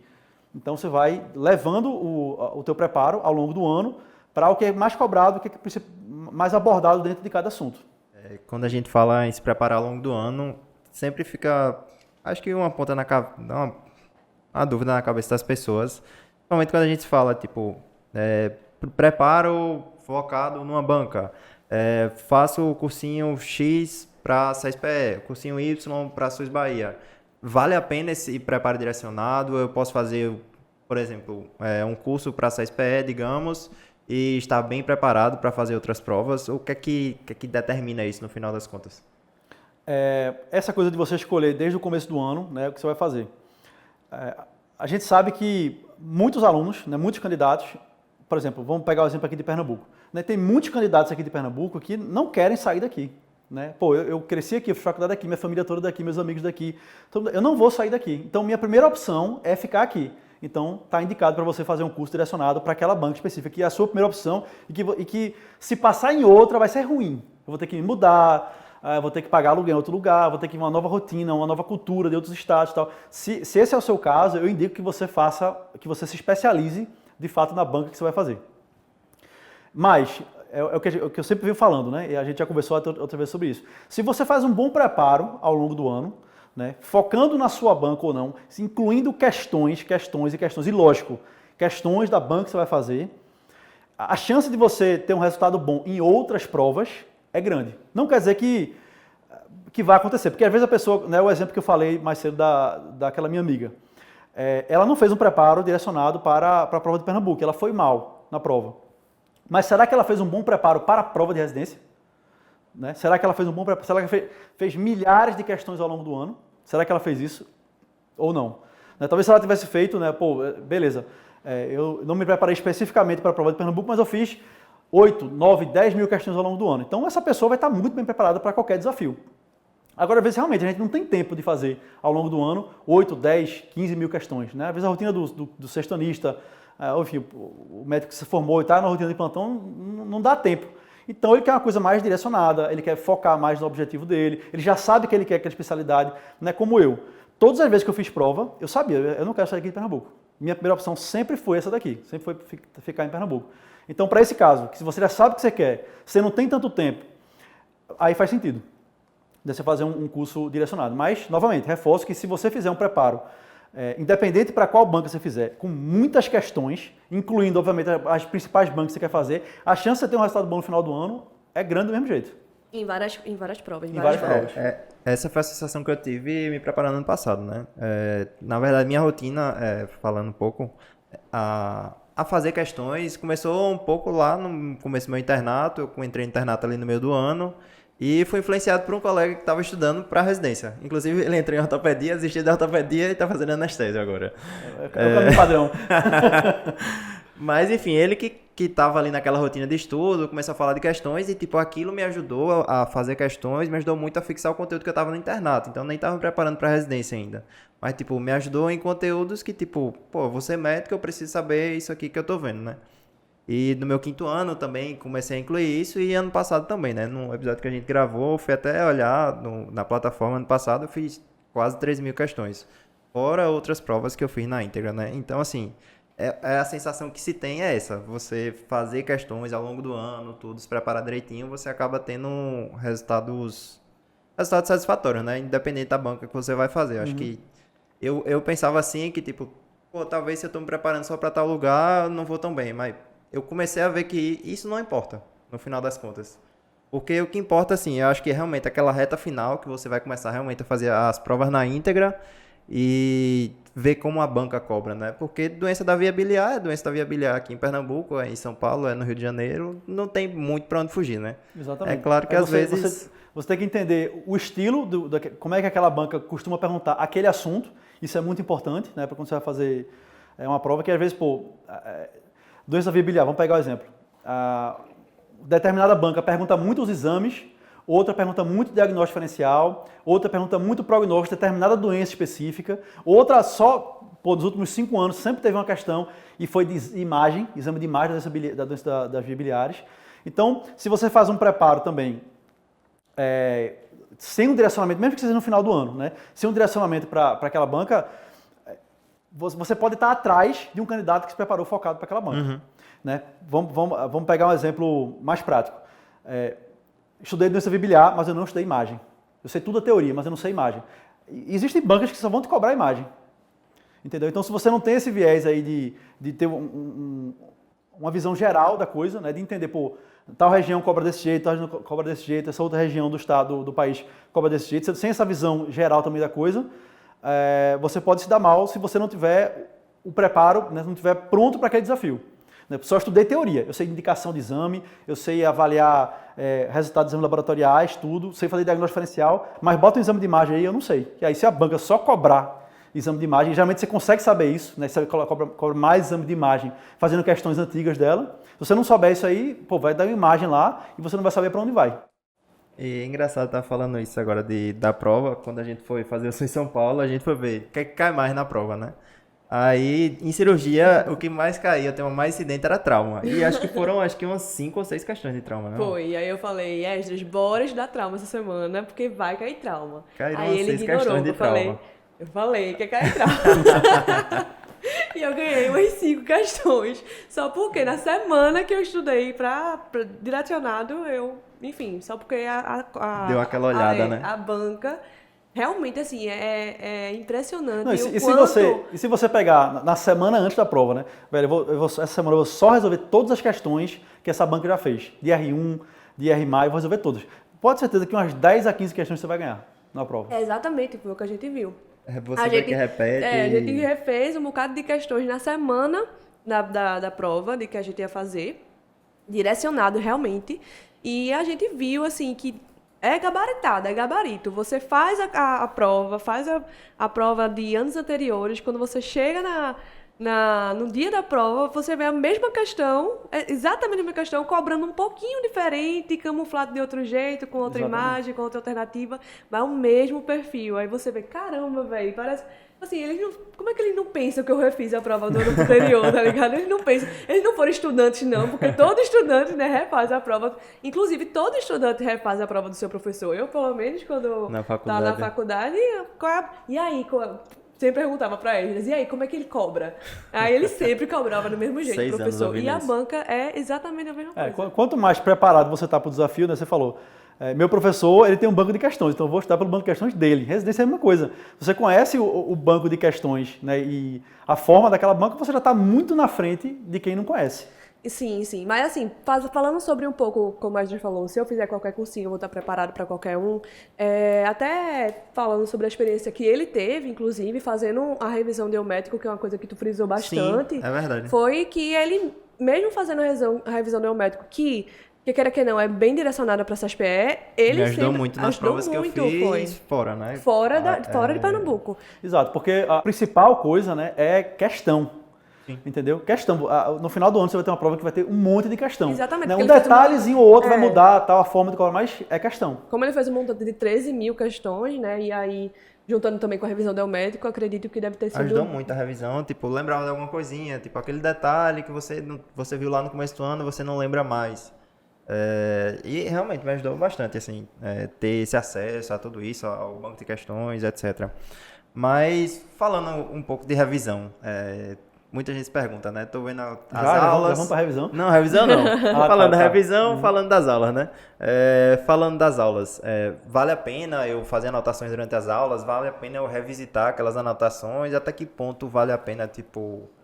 me prender à aula? Porque eu acho que cada um tem sua estratégia de estudo durante o assistir a aula, né? Cada um tem seu cacuete, né? Tem gente que só imprime os slides, vai grifando o que é importante, anotando um pouquinho lá. Tem gente que, né? Grifação importante, a página é toda amarela. Grifação importante, a página toda amarela, ou senão tem gente que transcreve, né, a aula do curso e etc. Ou se não faz mapas mentais e tal. Qual assim, existe realmente um método eficaz para eu conseguir memorizar melhor aquela aula? Ou fica a critério? Questão. Então pronto. Não, então vamos terminar por aqui. Vamos falar fazer questão, pronto. Faça questão, acabou o episódio. Não, é um método assim que é muito tradicional, né? Eu acho que nossos pais nossos avós estudaram por resumo. Fazendo resumo. Né? Resumo. O mapa mental talvez seja uma coisa mais recente. Anotação de aula, tudo. Assim, isso é muito particular, né? Eu não tenho saco de fazer anotação, não tenho saco de fazer resumo, eu não tenho saco nem de grifar as coisas. Caramba. Então, eu sei que para mim o que funciona melhor, a revisão, é fazendo questão. Lógico, não é para todo mundo isso, né? Não é assim que funciona para todo mundo. Mas eu percebo que algumas pessoas usam o resumo, o mapa mental ou o que quer que seja, para revisar como uma fuga para não fazer questão. Né? Beleza, é um método alternativo que você pode usar, né? E aí, deixa eu voltar só mais um pouco. Não adianta nada você fazer um bom resumo, né, todo coloridinho, todo detalhado, se você não vai usar esse material depois, corretamente. Eu não acho que reler um resumo é a melhor forma de você revisar. Tá? Para revisar, o interessante é que você faça alguma coisa que vá ativar a tua memória. Você só lê aquilo ali, no máximo você vai lembrar de algumas coisas que você anotou, mas você não vai estar puxando, tentando trabalhar ativamente a tua memória. Então, eu não acho que fazer a anotação e revisar por aquilo ali seja a melhor forma, mas, novamente, isso é uma coisa pessoal. Tá? Tem gente que usa flashcards, tem gente que usa questões, enfim, outras metodologias ativas, até gente que gosta de dar uma aula, preparar uma aula sobre aquele assunto e dar aquela aula para ela mesma, para os amigos, para o irmão mais novo, para o pai, para a mãe, enfim. É uma forma também de você se é uma aula, eu preciso lembrar de algumas coisas, né? Pelo menos o mais importante para apresentar aquela aula. Então é uma forma de você ativar a sua memória. Mas eu não acho que, Bruno, tá, particularmente, não acho que fazer resumo, fazer ainda mais resumos grandes, né? Transcrever na aula, transcrever na apostila, para ler depois, seja o método mais eficiente. Mas, lógico, tem gente que só consegue assistir aula assim. Né? Eu sei que tem gente que só não consegue assistir aula se não tiver um caderno do lado anotando as coisas. Né? Não consegue ler um livro, uma apostila, alguma coisa, se não puder marcar do lado ali ou anotar do lado as coisas mais importantes. Se esse é o seu jeito, se você funciona desse jeito, beleza. Agora, o importante é você avaliar se o jeito que você está fazendo já há muito tempo, que é o seu jeito, se ele funciona de verdade. Entendeu? Porque, beleza, você está lá, desde o começo da faculdade, eu só estudo fazendo resumo. Mas, quando você relê o seu resumo, você, de fato, está revisando, você consegue estudar para as provas da faculdade só lendo o seu resumo, você consegue fazer uma bateria de questões de algum assunto específico para a residência só baseado no teu resumo. Se está funcionando para você, continua assim. Ótimo. Mas para mim não funciona. Eu sei que não funciona. Então, a forma de revisar, a forma de você utilizar os materiais é muito particular. Agora, o importante é você estar sempre buscando a eficiência da coisa. Se aquilo funciona para você, ótimo. Agora, se não funciona, vale a pena você tentar mudar de método. Eu sempre ouvi isso também. Sempre ouvi que na faculdade eu não fazia questão. Né? Não tinha esse hábito de estudar por questão. E não fazia resumo, fazia nada. Então, o que eu fazia? Pegava xerox da galera para estudar, né? Que tinha anotado. E nem sempre funcionava. Né? Às vezes funcionava, às vezes não funcionava, às vezes ia bem na prova, às vezes não ia. Mas quando eu tive que me virar, eu mesmo estudar para uma prova e tal, eu não tinha saco fazer resumo, então, velho, eu não tenho os resumos aqui, né? Enfim, eu tenho um acervo de questões para fazer, um banco de questões que está ali, o comentário do professor revisando aquele assunto, então eu vou tentar esse método. E aí, né, com o tempo, lógico que não foi no primeiro ano de estudo para que eu percebi isso, mas com o tempo eu percebi que, velho, esse método é o mais eficiente para mim. E talvez as pessoas ainda não tenham essa consciência, mas eu acredito que seja o mais eficiente para 95% a 99% das pessoas. Né? Mas às vezes a gente quer um método que doa menos, né? Porque dói. Você fazia a questão lá e, velho, eu acabei de estudar esse negócio, eu errei, não é possível. Dói demais. Né, velho, eu estudei esse assunto já 2 vezes e errei de novo a questão. Inclusive acontece muito assim, eu já fiz uma questão igual a essa, 2 vezes, e eu errei pela 3ª vez. Né, velho, será que eu sou burro? Será que eu não aprendo? Isso dói, mas faz parte do processo. E às vezes a gente quer fugir dessa dor, né? Fugir dessa dor de, velho, será que eu não vou passar na residência? Será que eu não consigo aprender as coisas? E aí você vai para o método mais fácil, mais simples, que dói menos, que é, sem querer menosprezar, mas só ler ali o meu resuminho. Falando desse lance de doer, ai, meu Deus, falar o exemplo de Rai, a gente fez 5 provas, né, ano passado, e na primeira prova que a gente fez, caiu o índice de Bishop. Ai, meu Deus aí, do céu. tipo... Me lembra que eu sei mesmo? Colo do útero, prepara colo do Meu útero. Deus, ele lembra, para tudo. Aí, ela me contou depois, que é isso aqui, não sei o quê, pô, isso nunca mais vai cair. A outra prova que a gente fez, caiu de novo. Aí ela fez, não é possível não vai cair de novo não. Então, se caiu 2 vezes essa merda, não vai cair mais. E aí, tipo, foi quando a gente tava em São Paulo, que a gente fez 2 provas, caiu nas 4 provas que a gente fez, caiu. E aí, na outra prova... índice de Bishop, já anota. Vai cair. Não, caiu em 3 provas, aí na 4ª prova ela fez, pô, eu preciso saber o que é isso, me explica aí, vai amor, me explica. Aí eu expliquei a ela, caiu de novo e dessa vez ela acertou. Acertei, e foi assim, quando eu vi que eu acertei essa questão, meu Deus do céu. Só pelo fato de eu ter acertado esse índice, meu Deus, eu acertei. Na Vera, acertou na prova mesmo. Na prova mesmo. Na prova. É isso que é estudar para residência. Você vai se lascar o ano todinho, mas na prova você vai acertar. Entendeu? Se você... por mais que doa, né, por mais que precise ter uma resiliência de você entender, velho, eu fiz um simulado aqui, e meu primeiro simulado do ano, eu estudei, eu tô no cronograma, eu tô em dia com o cronograma do curso, eu tô assistindo as aulas, né, lendo as apostilas, e no primeiro simulado eu tirei 42. Ai, meu Deus. Dá uma dor. Nunca mais eu faço simulado na minha vida. Dói. Nunca mais eu faço. E aí é aí onde começa a desandar a preparação. E o fato de doer também é muito engraçado, porque dói de verdade, assim. Eu me peguei... Machuca o ego, né? Machuca. Demais. E assim, eu me peguei, também peguei Esdras nesse processo, porque a gente sempre tá muito junto nesse processo, assim, né? E me peguei muito reclamando quando eu errava a questão. Era do nada tá aqui fazendo questão, cada um fazendo, puta que pariu. Aí do nada ele, porra, é essa questão. Depois a gente tá tranquila, ele tá fazendo questão no canto dele, eu tô fazendo questão no meu canto. Do nada ele solta um xingamento assim, essa merda, não sei o quê. Errei de novo. E errei de novo, o que foi, amor? Essa questão, não aguento mais esse assunto, tô nem aí. Aí no outro dia ele, vou fazer de novo. Esse é o caminho. E Não, aí ele mas xinga de verdade. Você erra, corrige o E erro outra coisa. e dá certo depois, Exatamente. Você não pode ter vergonha, entendeu? Você não pode ter vergonha de... Velho, fiz um simulado aqui e se alguém perguntar quanto é que eu tirei. E outra coisa, pra mim mesmo, às vezes você tem vergonha de você mesmo, né? Pô, eu fiz 6 anos de faculdade, eu eu tô em dia com o curso. O que é que eu tava fazendo esse tempo todinho? Né? A sensação que eu tinha era essa. Meu irmão, onde é que eu passei os últimos 6 anos da minha vida? Que eu não consigo acertar 40% de um simulado de medicina, né? Dói A única demais, coisa que eu sei. e dá a sensação de, meu irmão, não vai dar certo, eu vou abandonar esse negócio, eu não vou falar pra ninguém porque eu não vou fazer mais prova. E aí eu vou seguir só nas aulas, nas apostilas, porque não dói. Mas todo mundo sabe, né, que você só vai crescer, só vai evoluir se você sentir aquela dorzinha, aquele incômodo. E aí exatamente isso que você falou, xinga. Errei a questão, você xinga, bate na mesa, mas você ganhou uma coisinha, ganhou um aprendizado, uma experiência. Na outra, você pode ser que erre de novo, uma questão muito parecida. Você xinga, bate na mesa de novo. Mas na terceira, na quarta, você não vai errar mais não. Eu tenho certeza que na quarta vez você já tinha decorado o índice de Bishop completo. Né? Quando indicar misoprostol, né? Tem isso aí, né? Isso, A citocina, não sei o quê. A citocina, Pra tal. saber mais tem que procurar o Dr. Francisco Berto, né? Exatamente. Mas assim, estudo, né? Na verdade não só estudo, aprendizado é repetição. Repetição. Não importa se eu estou estudando para uma prova de residência, não importa se eu estou num trabalho, não importa se eu estou um idioma, aprendendo um novo idioma, é repetição. Eu tenho certeza que o médico, quando sai da faculdade, ele vai dar o primeiro plantão dele, ele se enrola várias vezes para entubar. Pode até ter entubado na faculdade algumas vezes, mas no plantão ele vai se enrolar várias vezes. E lá para a 15ª tentativa, pronto, agora eu estou seguro. E hoje eu entubei uma pessoa, né? E eu me enrolei. Pois é. Não importa o que é repetição.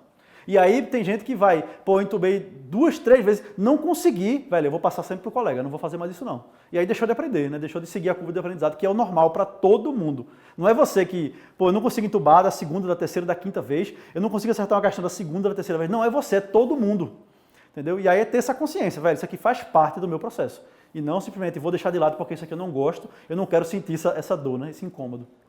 Tem uma frase que eu gosto muito, que é loucura fazer a mesma coisa sempre e esperar resultado diferente. Então, acho que é basicamente isso, né? Tipo, você continuar se preparando para um concurso, que a residência médica é um concurso, né?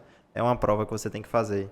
Da mesma forma que o ensino é feito há anos e anos e anos, que os nossos avós faziam daquela coisa de ler, de fazer resumo, de não sei o que, de transcrever, não existe mais, né? Hoje em dia, acho que cada vez mais, como tu falasse, as faculdades de medicina estão aumentando a quantidade de vagas, a concorrência aumenta, então você tem que estar cada vez melhor preparado. Não só para a prova de residência, mas para a vida, né? Para a vida médica. Para tudo, né? Tá mais concorrido. E até o próprio médico, né? Sem querer desestimular nem nada, o próprio médico, quando ele vai no plantão, quando ele vai no consultório, o paciente ele está mais informado. Sim. Né? Ele está mais consciente das coisas. Então, ele acaba sendo mais exigido. O médico acaba sendo mais exigido. Então, é exatamente isso, né? Você entender, velho, eu vou talvez passar um constrangimento aqui, ele vai perguntar uma coisa que eu não vou saber responder, né? Faz parte, da mesma forma, uma questão de prova. Você está perguntando uma coisa que você não vai saber responder. Por mais que você viu na faculdade aquela pergunta que o paciente está lhe fazendo, você viu na faculdade, você já passou por aquilo antes, você já viu aquilo no livro, mas talvez a pergunta que ele fez naquele momento, naquela hora, aquela especificidade, você não lembrou da resposta. Mas eu duvido que se alguém perguntar de novo a mesma coisa, você não esquece. Porque foi aquela dorzinha que você sentiu, né, aquele incômodo que você sentiu que fez você dar importância para aquilo ali. E a questão é isso. Né? Errei, velho, índice de bicho, putz, grila, tal. Você dá importância para aquilo ali. Se você não dá importância, você não vai aprender, vai ficar de lado. Né? É por isso que eu até falei nas outras vezes que a gente conversou, eu gostava de errar questão. Eu adorava. Se eu acertasse uma questão, eu pensava no meu preparo, né? Lógico, na prova não, no meu preparo. Se eu acertasse uma questão, eu ficava chateado, porque, velho, não aprendi nada com isso aqui. Para mim não mudou nada. E eu acertei uma questão, eu já sei. Então, não é que eu perdi meu tempo, mas eu podia estar errando e aprendendo. Eu podia estar fazendo questões mais difíceis e aprendendo cada vez mais. Então, o erro, de fato, é aquela sensação ruim, de incômodo, velho, eu errei, isso aqui eu vou tentar prestar mais atenção para não errar mais. É isso que vai fazer você acertar cada vez mais questões ao longo do tempo. E às vezes você acaba errando por detalhe, né? Toda vez, tipo, com a mesma questão, aí você erra, pô, aquele detalhe que eu errei. Aí você repete aquele detalhe e aí... Exatamente, às vezes duas alternativas muito parecidas, né? E você fica na dúvida, marca aí, pô, já entendeu que o problema tá, quando cair parecido com isso aqui, eu já sei que o direcionamento é para esse outro lado, né? Você vai refinando, né? As questões servem muito para você ir refinando o seu conhecimento também ao longo do tempo. Falando um pouquinho mais sobre erro, né? Essa parte de erro, o pessoal fala muito sobre um caderno de erros, né? E quando eu errar, eu vou anotar e eu vou ter um caderno de erros. Essa estratégia é uma boa estratégia? Como é que tu acha? Foi o que me fez ser aprovado em anestésio, estudando 2 meses e meio, caderno de erros. Como eu falei, eu fiz uma estratégia de fazer muita questão, né? Eu não estava tão preocupado em assistir aula, em fazer teoria. Eu fiz muita questão. E eu tinha uma meta de fazer no mínimo 4 provas inteiras por semana. Essa era a minha meta. Às vezes eu fazia até mais. Quando eu fazia menos, eu tentava compensar na outra semana. E lógico, né? No começo foi pauleira, né? Eu usei o exemplo 42 aqui porque eu acho que foi 42 ou foi 44. A primeira prova que eu fiz. Faltava 2 meses para a minha prova, acho que 2 meses e pouquinho, e eu tinha 44, né, no meu primeiro simulado que eu fiz. Então eu sabia que eu tinha que acertar 70 para cima para garantir. Isso quando tu já era nefrologista? Não, quando eu estava estudando para anestésio. Ah, quando eu estava... Na última vez, né? Então, Exatamente, já nefrologista. Acertei 40 e poucos, 42 ou foi 44, algo assim. E eu tinha ainda quase 30 questões para crescer, né, ao longo desses 2 meses e pouco de preparo. Então, eu já tinha ouvido falar dessa técnica, eu acho que eu nunca tinha usado antes, mas eu tinha ouvido falar dela. E naquele momento fez sentido para mim, velho. Eu preciso aprender rápido, eu não posso ficar perdendo muito tempo. Né? Eu tenho pouco tempo de estudo, eu não posso perder muito tempo. Então, se eu errei uma questão, eu preciso entender de fato por que eu errei, para eu não errar mais 2 ou 3 vezes, eu errar no máximo mais uma vez, porque eu tinha realmente pouco tempo. Então, doença da via biliar. A questão perguntou sobre diagnóstico diferenciado de doença via biliar. Não vou lembrar de todos aqui, mas coledocolitíase, síndrome de Mirize, câncer de papila, né? Esses diagnósticos diferenciais. Qual é a clínica, quais são os achados, quais são os outros exames que eu tenho que saber para fazer esse diagnóstico diferencial. E se eu não sabia isso aí na hora da questão, eu já fazia uma coisa bem objetiva. Diagnóstico diferencial de doença via biliar. Exames laboratoriais. Ou quadro clínico do paciente. E anotava tópicos assim, pronto. Isso aí já foi. E tu aí, só anotava o tópico, tu não destrinchava. não era resumo. Qual é o diagnóstico diferenciado? Não vou fazer um resumo sobre doença via biliar. Vamos lá. Epidemiologia. Não era isso. Isso aí eu perderia muito tempo. Era só da questão. Se a questão me perguntou diagnóstico diferencial de doença via biliar, eu anotava lá quais são os principais diagnósticos diferenciais e como é que eu faço para diferenciar cada um deles. Só. Próxima questão. Eu já fiz um vídeo no YouTube sobre caderno de erros, eu acho que eu usei o exemplo do aleitamento materno. Né? Sempre tem pergunta, qual a diferença da composição do leite materno para o leite de vaca? E isso eu sou ruim de decorar. Então, errei algumas vezes. Aí, na segunda vez que eu errei isso aí, eu falei, velho, isso aqui tem que estar no meu caderno de erro. Eu não posso errar de novo isso aqui. Então, eu anotei. Leite materno tem isso e isso mais do que o leite de vaca. O leite de vaca tem isso e isso mais do que o leite materno. E quando tu revisitava esse caderno? Pronto, e aí eu tentei organizar, ele ficou muito mal organizado, mas eu tentei organizar ele de uma forma que depois eu devia até ter trazido para mostrar, mas eram blocos de papéis. Ainda existe? Veja, existe, está guardado. Eram blocos de papéis que eu grampeava. Preguiça de comprar caderno, pegava bloco de papel A4 e saía grampeando. Então esse aqui é o caderno de clínica médica, esse é o caderno de pediatria, esse é o caderno de cirurgia. E aí de clínica médica era um pouco mais divididinho, né? Reumato, nefro, cardio, mas assim, eu botava na primeira página, nefro. Caiu uma questão aqui sobre doença de lesão mínima, que eu não soube responder na prova de acesso direto, né? É uma vergonha, né? O nefrologista não soube responder, mas às vezes acontece. Às vezes a coisa é muito específica para a prova. Então, pô, caiu uma coisa, doença de lesão mínima. Isso na última vez, velho. Na última vez. Mas, velho, é o que eu tô falando. A vida é muito diferente da prova. Acontece. Ai, acontece. Acontece. Meu Deus do céu, velho. A vida é muito diferente da prova. Então, pronto, caiu uma coisa ali que eu não sabia, eu não vou estudar síndrome nefrótica, diagnóstico diferencial de síndrome nefrótica, não vou fazer um resumo sobre doença de lesão mínima. O que é que essa questão me perguntou sobre doença de lesão mínima? Pronto, ela me perguntou isso aqui, eu errei isso aqui, pronto, isso aqui eu não erro mais não, tá anotado aqui, pronto, próxima. Aí, na outra prova, a questão seguinte era uma questão, por exemplo, de cardiologia. Aí eu já passava as duas páginas assim, para ter um espacinho para nefro e botava outro tópico ali, cardiologia. Deixava um espacinho para nefro para continuar depois. Era muito bagunçado. Aí botava lá, cardiologia. Aí perguntou sobre o quê? Sobre insuficiência cardíaca. Drogas que alteram a mortalidade. Errei, velho. Quais são as drogas que alteram a mortalidade? Pronto, isso aqui não erro mais não. E se eu errar, eu não vou voltar no livro, não vou voltar na aula. Eu sei que eu tenho um caderno de erros que tem lá, clínica médica, e tem uma página lá perdida falando sobre cardiologia, e lá tem essas medicações que alteram a mortalidade. Aí errei a questão, muitas vezes eu não assistia comentário do professor, muitas vezes eu não, enfim, só ia lá no meu caderninho, ó, isso aqui eu já sei porque eu errei, eu não vou nem perder mais tempo, para a próxima. E aí eu construí um caderno que ficou até um negócio bem parrancudo assim, mas porque estava bem mal organizado, né? Se você fizer com planejamento, comprar um caderninho para cada um, né, botar aquelas fitinhas coloridinhas para cada área, vai ficar muito mais fácil a sua vida. Mas a minha, eu fiz de qualquer jeito, aí... Então, tu só assim, o fato de revisitar esse caderno, tu só revisitava quando tu errava outra questão do mesmo tópico que tu tinha errado. Exatamente. E aí, por exemplo, vamos ser mais específicos. Tu não separava um dia da semana para reler todos os questões? Não. Eu vou dizer como é que eu usei esse material depois. Pronto, aí eu estava fazendo, né? E aí pronto, tinha lá um tópicozinho, cardiologia e insuficiência cardíaca, né? Um subtópico, insuficiência cardíaca. Aí tem lá os medicamentos que alteram a mortalidade. Mas dentro da insuficiência cardíaca tem algum outro tópico lá, os exames que se pedem depois do paciente ter a primeira descompensação. Daí eu não lembrava.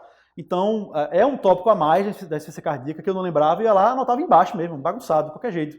Né? Só para eu saber que, velho, tem um tópico ali de insuficiência cardíaca, então se tiver alguma coisa, alguma questão de IC que eu não souber responder, é possível que esteja lá. Se não tiver lá, eu completo. E lógico, né? Aí eu já tinha um certo discernimento para entender. Velho, caiu uma questão aqui sobre genética do câncer de, sei lá, de tornozelo. Velho, isso nunca mais vai se repetir na vida. Isso foi uma aberração. Entendeu? Eu já tinha esse discernimento porque eu já tinha feito que nem a questão então, velho, ó, eu não vou perder meu tempo com isso não, velho. Vou gastar meu bloquinho de papel falando sobre câncer de tornozelo, né?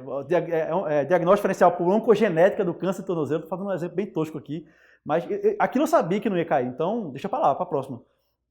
Aí se caísse novo eu fazia, né? Se caísse novo eu fazia, mas era muito raro isso acontecer. Mas mesmo aqueles assuntos que caem frequentemente, e eu errava, eu lá revisitava. E aí, se faltou alguma informação, porque... Velho, eu já estudei os remédios que modificam a mortalidade, mas teve algum detalhe ali que eu não sabia e que foi cobrado, eu só completava no caderninho ali. Tentava ser o mais enxuto possível, uma frase ou duas no máximo, e pronto. Não era resumo. E aí, interessante, à medida que você vai construindo esse caderno de erros, você vai criando consciência dos seus erros, das suas falhas. Pô, eu já fiz questão, já anotei caderno de erros sobre doença de lesão mínima, sobre insuficiência cardíaca, sobre aleitamento materno, sobre doença biliar. Então você vai criando consciência, velho, esses assuntos aqui eu tô meio devagar. E além disso, esses assuntos aqui caem em prova. Esses assuntos são importantes. E além disso, eles são perguntados assim, eles caem assim. Você vai anotando isso aí, baseado na questão, você vai ganhando muito mais consciência durante o seu estudo. Então, você vai cada vez refinando mais. E aí, no final, na última semana, na semana da véspera da prova, eu tinha um caderno grandão, né, que era grande porque era bagunçado. Às vezes eu escrevia uma frase aqui, aí eu dava 4 dedos e escrevia outra, né, era bagunçado, então ele ficou grande. Mas assim, vou dizer que tinha, sei lá, umas 150 páginas, vou chutar, 100 a 150 páginas. Mas se você fosse enxugar, botar no Word, não dava 20. No documento de Word, né? Não dava 20 páginas. Aí eu peguei e reli aquilo tudinho na véspera, na semana da véspera, e pronto. Foi como é que eu revisitei o meu caderno de erros. Assim, pontualmente. Mas eu sempre revisitava ele cada questão que eu errava novamente. Entendi. Interessante, porque falando, me lembra tipo aquelas cenas que a gente vê nos filmes dos cientistas, né? Que eles têm um gravador e faz experiência 1, deu errado por causa disso. E acho que realmente, tipo, eu nunca tinha pensado, eu lembro que a gente já gravou esse episódio, mas eu nunca tinha parado pra pensar sobre essa técnica. Acho que pode ser bem legal. Mas já que a gente tá falando em... Eu até pensei sobre uma ideia da gente sortear, e aí você tem que seguir no Café com Médio, seguir a página do Médio, quer dizer, ele vai sortear o caderno de erros. Uma xerox. Uma xerox do caderno de erros de Bruno, porque vai valer, viu? Vai valer a pena, eu tô louca pra Não, mas ver o veja, caderno. aquilo ficou um estudo muito personalizado, entendeu? Sim. Um estudo para as minhas dificuldades. Dá seus erros, né? Para meus erros, exatamente.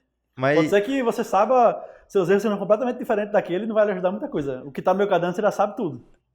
Mas já que a gente tá falando em revisitar, como é que eu reviso? Qual que é a melhor forma de revisar?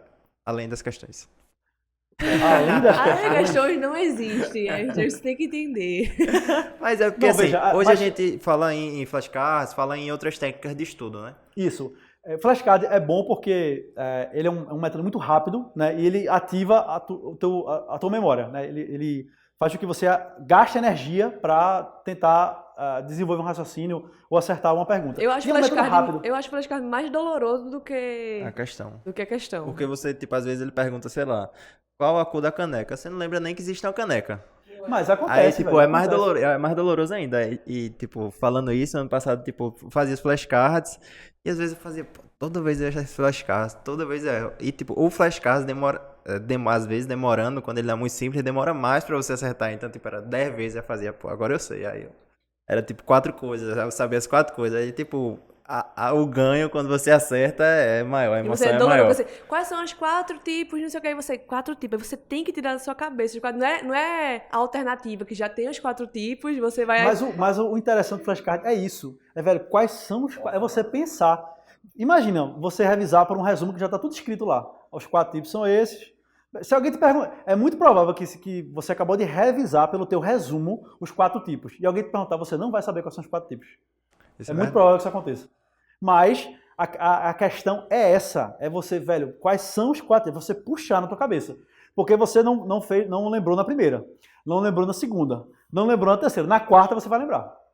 Entendeu? Agora, se você ler 4 vezes seu resumo, é possível que você mesmo assim ainda não lembre. Porque você não está gastando, você não está puxando na sua memória. Você só está lendo aquilo ali, entendeu? E é interessante que tem Meio estudos passivo, que né? falam sobre isso, né? Que, tipo, inclusive as pessoas que estudaram por resumos, elas se sentem mais confiantes do que aquelas que estudaram por questões, por métodos ativos de aprendizado, né? E você lê o resumo dessa falsa sensação de que você está sabendo do conteúdo, mas quando você bota em prova, Mas é porque não dói, né? Pô, não dói. Sim, não o cara dói. que passa o ano inteiro estudando por questão, né, e ele faz um simulado, como aconteceu comigo, né? Meu preparo para o adestésio. Lógico, eu fui tendo alguns ganhos ao longo do preparo, né, minha nota saiu de 44, foi pra, né, lógico, às vezes voltava lá para baixo, mas em algum momento eu estava ali 65, 70, mas eu lembro que na véspera da prova, eu fiz um simulado, uma prova na íntegra da USP de Ribeirão Preto, e eu acertei 40 e pouco de novo, entendeu? Então imagina como é que estava a minha confiança. Na véspera da prova, você está 40 e pouco, quando eu precisava tirar 70. Vixe Maria. Entendeu? Agora pergunta para um cara que só estudou por resumo, na véspera da prova, como é que tá a confiança dele? Não, eu revisei tudo. Tô bem. Tá tudo revisado. Né? A confiança está muito maior do que quem... Mas, na Vera lá, eu imagino que quem fez um preparo doloroso vai sofrer menos na hora. Com certeza. E como é que é o preparo doloroso? As questões, revisão. como é que a gente Tu tava revisa falando ela do no flashcard. ano? Pronto, vamos lá. Não é só fazer questão, né? Você tem que aproveitar bem aquele momento de fazer questão. Uma das formas é você, por exemplo, estudou pelo teu cursinho, estudou um assunto hoje. Né? E aí dentro do teu cronograma, que não necessariamente vai ser igual para todo mundo, né? Pode não ser, pode ser, cada um às vezes prefere adaptar para a sua rotina. Daqui a um mês eu preciso revisar de novo aquele assunto que eu estudei há algum tempo atrás. E aí eu vou fazer questões. Qual é o interessante aqui? Né? Beleza, eu preciso revisar tal assunto. Você não precisa fazer 200 questões daquele assunto, 100 questões daquele assunto. Porque às vezes eu sentia isso no começo, nas minhas primeiras preparações. Velho, eu só vou me sentir seguro daquele tema quando eu revisar, fizer 300 questões daquele assunto. Porque eu vou deixar de estar errando, sei lá, 7 questões a cada 10 para estar errando, vou estar deixando de acertar 6, 7 questões a cada 10 para estar acertando 7, 8, às vezes 9 questões a cada 10. Aí eu vou ficar seguro. Mas isso é um erro, porque nessas 200 questões que você fez de um assunto, você podia ter feito, você podia ter separado 10 assuntos e feito 30 questões de cada um. Você revisou muito mais assuntos.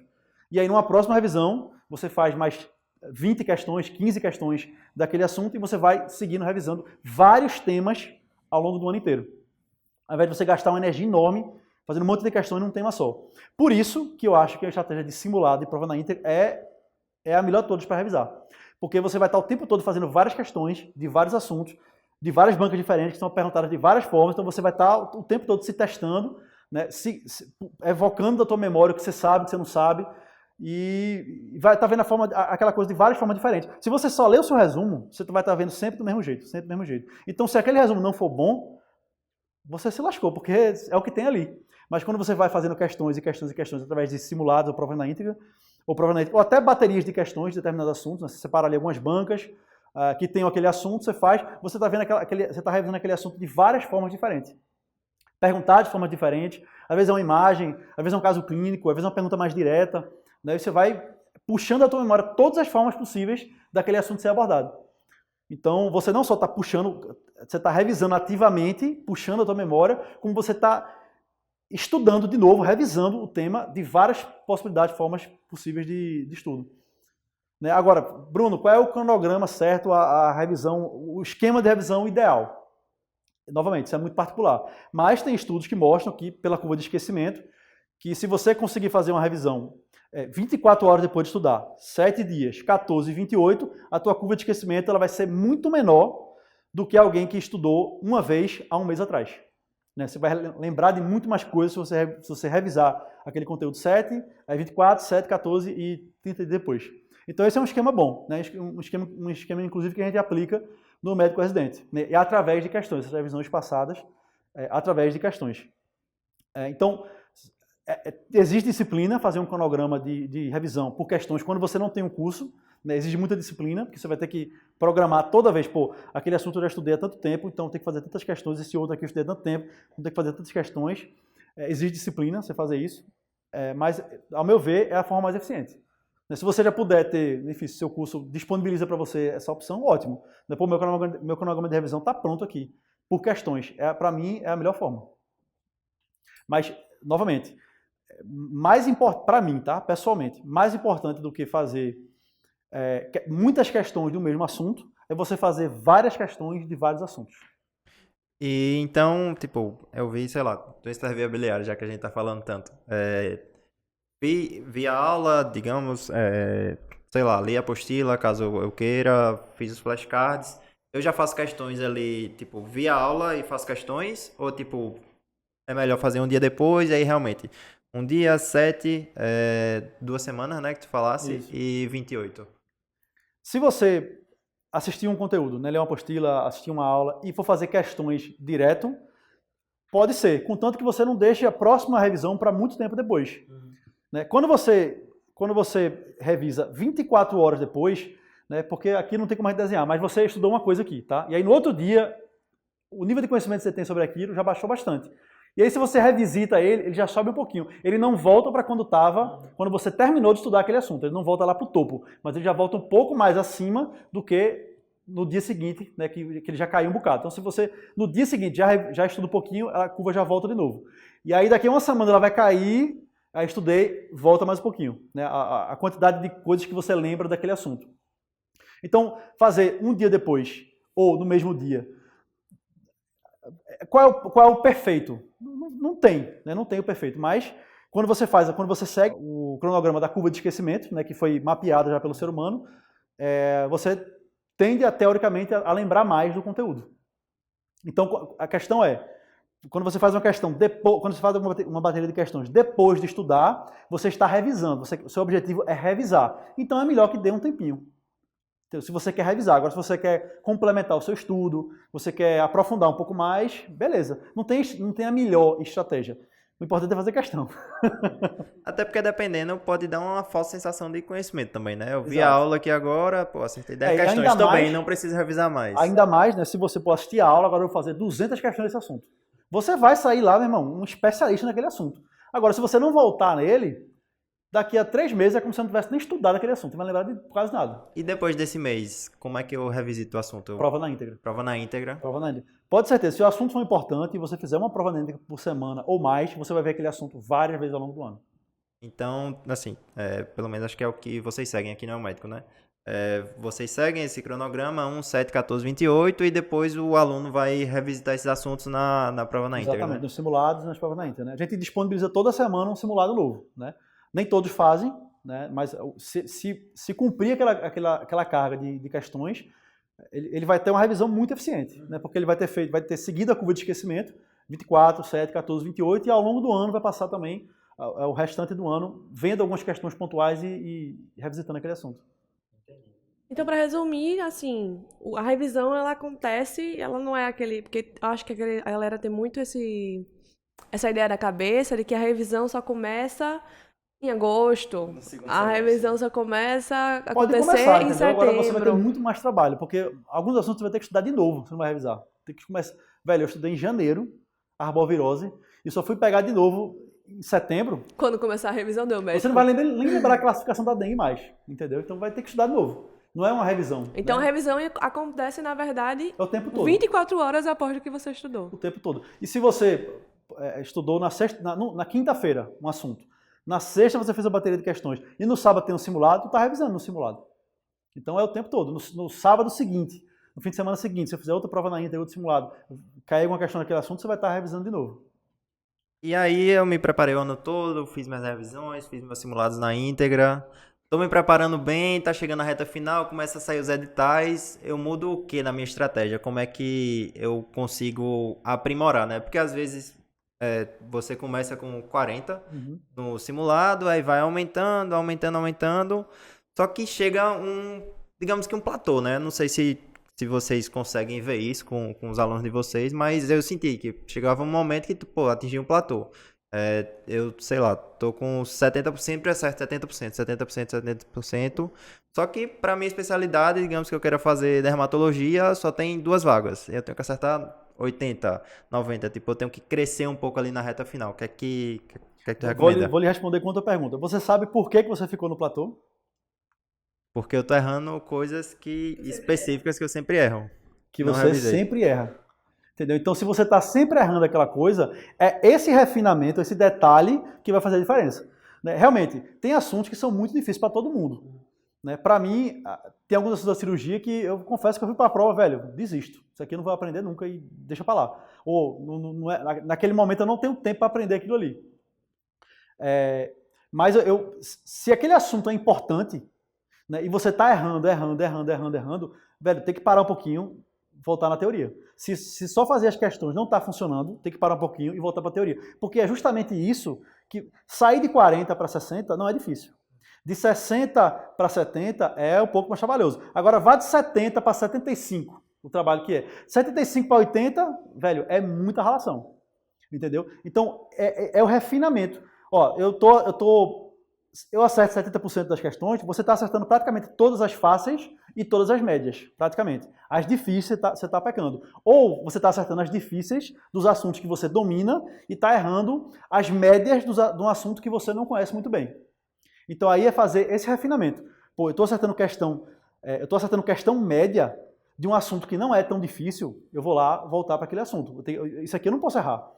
Né? E até a gente colocou um recurso no nosso banco de questões esse ano, que você consegue ver, acho que desde o final do ano passado, na verdade, você consegue ver o percentual de pessoas que marcaram aquela resposta. Então, pô, se todo mundo está acertando isso aqui e eu estou errando, significa que esse assunto é fácil e eu que não sei. Então, aquilo ali eu tenho que refinar, eu tenho que dar uma voltada na teoria, acessar um conteúdo mais rápido, né, ou talvez trabalhar uma bateria de questões daquele assunto específico, para você ganhar mais know-how, para você ganhar mais conhecimento naquele assunto específico. Né? Da mesma forma, se tem um assunto que todo mundo está errando, né? Pô, todo mundo erra, e inclusive você, mas você quer sair daquele platô de 75, quer começar a puxar os 80, tu vai ter que acertar as questões que todo mundo está errando. Entendeu? E às vezes a questão é difícil, o assunto é difícil, mas é esse refinamentozinho, né? E aí o caderno de erros ajuda muito nisso aí, porque você vai se conhecer, né? Velho, eu já vi essa questão aqui, essa mesma questão, eu já estou voltando aqui nesse meu caderno de erros pela 3ª vez. Então esse assunto aqui, eu tenho uma certa dificuldade nele. Né? Talvez se eu aprimorar meu conhecimento nesse caderno, nesse assunto, eu vou acertar as questões seguintes e não vou precisar mais voltar nele. E aí já é um ponto a mais que eu estou ganhando. E aí vai refinando, ajustando. Não é fácil sair de 70 para 75 e mais difícil ainda de 75 para 80. Mas é refinamento. E aí é uma coisa muito pessoal. Né? Não é quem acerta 70 sabe a mesma coisa de quem acerta 70. Todo mundo que acerta 70 sabe a mesma coisa. Não. Às vezes um cara que acerta 70 sabe muito bem um assunto que é difícil para a maioria. E outro cara que acerta 70 tem dificuldade em assuntos que são fáceis. Entendeu? Aí você vai ter que refinar de acordo com o quanto você se conhece. E aí o bom de fazer questões e o bom de fazer caderno de uso é que você vai se conhecer. E aí você vai refinar para o que você precisa. Não o que é que eu preciso fazer? Quais são os assuntos que eu preciso aprender? Quais são as questões que eu tenho que fazer para tirar 70, 75? Não é isso, é o que você precisa para tirar 75, 80. E acho que, tipo, o caderno de erros pode ser uma estratégia muito boa, né? Para essa reta final, né? Já que, idealmente, você vai começar ali com seus 40, mas você vai atingir o platô e você quer se diferenciar para poder garantir sua aprovação, né? Então, acho que talvez faça mais sentido, né? Porque você vai fazer um caderno de erros, se você errou 60% da prova, vai ficar muito grande, né? Lógico, o ideal de você fazer um caderno de erros é no computador. Por quê? Porque à medida que você vai acertando as questões, não faz mais sentido aquele assunto estar no caderno de erros. Porque é caderno de erros. Se você não erra mais, apaga aquilo ali. Entendeu? Então, se você fizer no computador, no Word da vida, no bloco de notas, fica muito mais fácil e você só seleciona ali, velho, esse assunto não precisa estar mais aqui no meu caderno de erros. Eu não estou mais errando, e aí você apaga. E aí no final do ano ele não vai ser tão grande, porque você vai ter filtrado, limpado ele todinho. O meu ficou bagunçado, ficou grande porque eu fiz no papel, na mão. Então, muita coisa riscada lá, né, tal. Mas, voltando para o assunto da reta final, óbvio, né, se você, sei lá, selecionou 2, 3 bancas que você vai fazer aí no final do ano, você tem que fazer todas as questões de acesso direto e até de R+, se você tiver tempo, daquela banca. Separar. Você não precisa acertar todas, mas você tem que ter a consciência de que algumas questões do R+, vão cair no acesso direto. Porque são aquelas questões difíceis, né? Toda prova tem 60% mais ou menos de questões fáceis, 20 questões médias e 20 questões difíceis. Essas 20 questões difíceis podem estar na prova de R+, de algum ano anterior, que não foi cobrado só no R+. Então tu já vai se garantindo aquela questão difícil, todo mundo vai errar. E qual a prova de R+, que eu vou escolher? Tem tantas especialidades na vida. Clínica, se você tiver tempo, faça todas. Clínica, cirurgia, pediatria. Agora não precisa fazer, lógico, você não precisa fazer todos os anos, né? Clínica, pediatria, cirurgia e algumas não tem GO, né? Algumas provas não tem R+ de GO. E R+ de PED também? Tem R+ de PED, tem muita subespecialidade de PED. Não, são neuropédias, essas coisas assim, né? Então. Ah, tá. Mas tem. E aí você faz, os últimos 5 anos, né? Dependendo da banca, dificilmente uma prova de R+ tem 100 questões. Às vezes é 40, 25, 50. Né? Você consegue tirar 2 semanas ali, você consegue fazer muita questão. Né? Mesmo que você, meu foco no R+ não é tirar 80, é conhecer a prova, é saber o que é que vai ter lá na frente. É saber que, se essa questão cair aqui, né, essa questão mais difícil, ela cair na prova, eu já vou saber mais ou menos o que ele está querendo. Né? Você não precisa ser você vai fazer uma prova de acesso direto, você não precisa tirar um notaço numa prova de R+. Você precisa conhecer. Isso é que é mais importante. Já que a gente está falando de reta final, de provas, por exemplo, digamos que eu não sou o cara que quer fazer só a 6 em Pernambuco, eu sou desapegado, para onde eu passar eu vou. Qual a estratégia que eu escolho para as provas que eu vou fazer? Faço várias provas, faço 10, 15 provas ou restringo o meu leque para eu conseguir focar mais em algumas? Bom, se você não tem apego nenhum, né, aonde você vai ficar, eu sugiro você não fazer muitas, mas escolher umas bancas que tenham muitas vagas. E que a concorrência não seja tão grande. Né? Aqui em Pernambuco é um lugar que tem muita vaga. Né? Algumas áreas não são tão corridas, outras são, mas tem muita vaga, né? De uma forma geral. São Paulo, né? Sul de São Paulo tem muita vaga. Muita vaga. Sul de Bahia tem muita vaga. Né? Tem várias bancas que tem muitas vagas. Então, se o importante é passar, você pode ter 2 estratégias. Ou você vai naquelas bancas que tem muita vaga, que a chance de você passar é grande, ou você vai naquelas, né, mais... sem preconceito, mais para o norte do país, ou para o extremo sul, que não tem tanta concorrência. Né? Aí a chance de você passar num lugar que tem menos concorrência são residências menos visadas, né? Digamos assim. Exatamente. Se você quer só o seu título de especialista, né? Aí vá onde tem mais chance de você passar. Já com esse caso de pessoas que fizeram 16 provas no final do ano. Né? É uma loucura. Para mim isso é uma loucura, porque além do gasto de dinheiro que é você se inscrever em 16 provas, né? Hospedagem, passagem, tudo, velho, imagina a cabeça de É emocional, né? Às vezes no fim de semana tem 2 provas, né? E no meio da semana tem outra, tal. É puxado. E aí acaba que, velho, escolha 5. Escolha 5 no máximo, 5, 6 provas no máximo. né? E aí, quando for na semana da véspera daquela prova, você pega as provas antigas todas ali, faz tudinho, né? Mesmo que você não tenha um bom desempenho, mas você chega lá com um nível de consciência maior daquela prova, né? Você não vai errar por bobeira, não vou errar porque eu não vi isso aqui, porque é um vacilo. Você tem todas as provas antigas da banca. Você tem um tempinho ali, uma semana antes, você pelo menos não olhar as questões, aí chega a ser um vacilo. E tu acha que faz sentido, sei lá, foi o caso da gente, que a gente voltou a fazer concurso agora, né? Terminou o curso, voltou a fazer prova. A gente fez uma prova ali que foi no final de outubro, para poder sentir como era e tudo, e passasse ótimo. Mas tu acha que faz sentido você se preparar assim, vou fazer uma prova só para sentir como é que eu tô, como é que eu vou desempenhar, se tá certo, fazer alguns ajustes finais, refinar. Se conhecer é a melhor coisa que você pode fazer. Porque se você vai lá, senta para fazer uma prova, o seu nervosismo vai ser, mesmo que seja por teste, você vai ter o mesmo nervoso, para não dizer outra coisa, do que na prova na Vera. Né? Quando você senta na banca, o fiscal toca a sirene, o fiscal bota a banca na sua mesa, a sensação é igual. Pode ser uma prova de colégio, pode ser uma prova para juiz federal. A sensação é a mesma. Então você vai se conhecer. Velho, eu vou me conhecer, eu sei a sensação que eu vou sentir, né? Eu sei o meu tempo de prova, eu vou entender que, será que se eu fizer com a estratégia de sair olhando questão por questão, antes de marcar, será que isso não é melhor para mim do que sair tentando acertar todas de uma vez? De alguma forma você vai se conhecer. Né? Não só a prova, mas também você vai se conhecer, vai entender o que é que você sente, o que é que você faz, o que é que você precisa melhorar de tempo. Né? Então, super válido fazer. É engraçado tu falar isso, porque a gente acabou fazendo uma prova, não que é a nossa preferência, a banca de preferência, só porque era a primeira prova do ano e a gente queria se testar, né, como ele falou.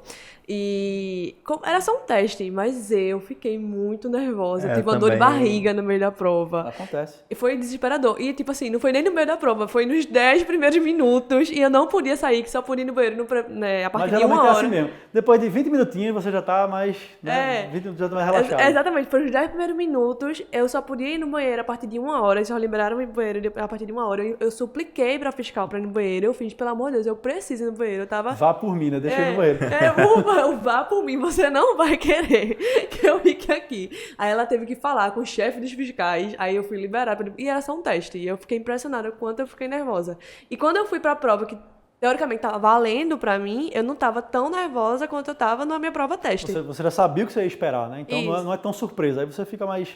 O que incomoda às vezes também é a surpresa, né? O que é que eu vou esperar? A expectativa. Quando você já conhece, a expectativa é menor, dá uma tranquilidade. E acho que são algumas sensações que voltam, né? Acho que quando eu também fiquei nervoso, e tipo, eu nunca fui ficar nervoso em prova na época do vestibular, mas quando eu vi, o fiscal, não sei o que, o saco de provas tá fechado, eu tive a sensação que eu tava de volta no Enem. Um gatilho, assim, muito grande, muito. Quando eu vi aquele saco de prova, vou escolher um aluno agora, um participante, né? Pra poder estar fechado. Ai, só aquele negócio. Dá muito nervoso. Aquele reloginho. E você tá sentindo algo parecido agora, né? Só falando. Aquele reloginho, faltam 4h30. Aí, tipo, em vez de fazer uma hora progressiva, regressiva, véi, chega a me dar uma angústia, uma gastrite, sabe? Uma gastura. E isso é a mesma coisa da questão, né? Você vai sentir esse incômodo, essa dor. E se você passa por isso várias vezes, o esperado é que, nas próximas seja mais tranquilo. Né? Então, se você faz um monte de questão ao longo do ano, o esperado é que na prova as questões sejam mais tranquilas para você, comparado com alguém que não fez tantas questões, ou que, como acontece, não fez nenhuma questão ao longo do ano. Mas aí eu me preparei bem, comecei a fazer o curso lá no começo do ano, vi as aulas, fiz as questões, revisitei as questões, fazia as provas na íntegra, escolhi as provas que eu vou fazer, fiz minhas provas testes, mas muitas vezes a cabeça durante o ano dá uma fraquejada, né? E como é que eu lido com isso? Como é que eu lido com eu não vou conseguir, não vai dar certo? Como é que eu lido com fracasso no simulado, com as 40 questões que eu acertei só? Como é que... Pronto, aí a palavra-chave que é resiliência. Né? Você vai passar um monte de aperto no seu preparo. Seja as decepções com as suas notas, a sensação ruim, seja o fato de atrasar o cronograma, seja o fato de que achou que ia conseguir fazer um planejamento e quando viu, deu tudo errado aquele planejamento. Vai ter um monte de coisa ruim que vai acontecer ao longo do teu preparo. E se você não tiver a cabeça, né, focada no teu objetivo e entender que, velho, isso acontece com todo mundo, né? Eu, sinceramente, eu acho que eu não conheço ninguém que conseguiu seguir um cronograma inteiro que ele planejou no começo do ano até o final do ano. Eu não conheço ninguém que conseguiu fazer isso. Não conheço ninguém que já começou o ano com nota boa no simulado, nota boa na prova, né? Já velho, confiante. A primeira prova, oxe, janeiro, já estou passado, não conheço ninguém. Não conheço também ninguém que não se atrasou no cursinho.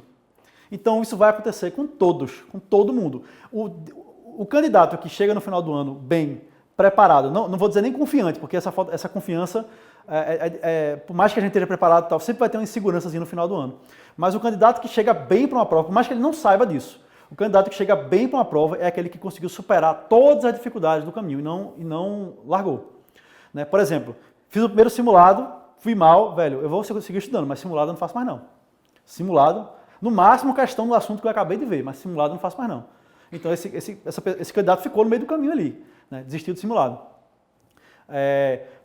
Chegou em maio, acontece muito, né? Maio é o mês da desistência da galera. Chegou em maio, eu tô com 40, 50, 60% do meu cronograma atrasado, velho, eu vou deixar o próximo ano. Vou fazer... O que eu vou fazer aqui agora? Já estou quase na metade do ano. Eu não consegui nem ver metade do cronograma do cursinho. É melhor deixar o próximo ano. Aí muita gente sai, desiste de preparação em maio também. Mas a maioria das pessoas chega em maio muito atrasado. Muito, muito, muito atrasado. Então, os que continuam, né, velho, isso aqui foi uma dificuldade. Isso aqui foi uma dificuldade, eu estou atrasado pra caramba, isso faz parte, todo mundo está atrasado, mas eu vou continuar. Mesmo que eu não tire meu atraso, eu continue daqui para frente, seguindo no cursinho. Esse candidato chega bem preparado na prova, chega diferenciado. Então, o preparo mental ao longo do ano é para ter resiliência das dificuldades que você vai ter, porque são muitas mesmo. Ainda mais aquele candidato de primeira viagem, né, que está no 6º ano, ou que está fazendo a prova pela primeira vez, que não tem tanta experiência, ele vai passar por um monte de coisa. E se ele não entender que tudo aquilo faz parte, que tudo aquilo precisa ser superado, ele fica no meio do caminho. Acho que muitas vezes a gente tá passando por alguma coisa e acho que vai ser o pior momento da nossa vida, né? Só que depois você vê e vai... Exatamente. Passa, só foi, né? passou. A coisa passa e, enfim, quando você olha para trás, você, velho, foi a melhor coisa que eu fiz, foi ter continuado e seguido e passar daquele obstáculo e dar certo. Acho que uma dica também é fazer terapia, né? Sim, ajuda. Ajuda bastante. Ajuda. E aí, terapia, acho que engloba várias coisas, né? Acho que, às vezes, não adianta você ficar bitolado só com a preparação para residência médica, né? Existe uma vida, se você já é médico formado... Isso aí também...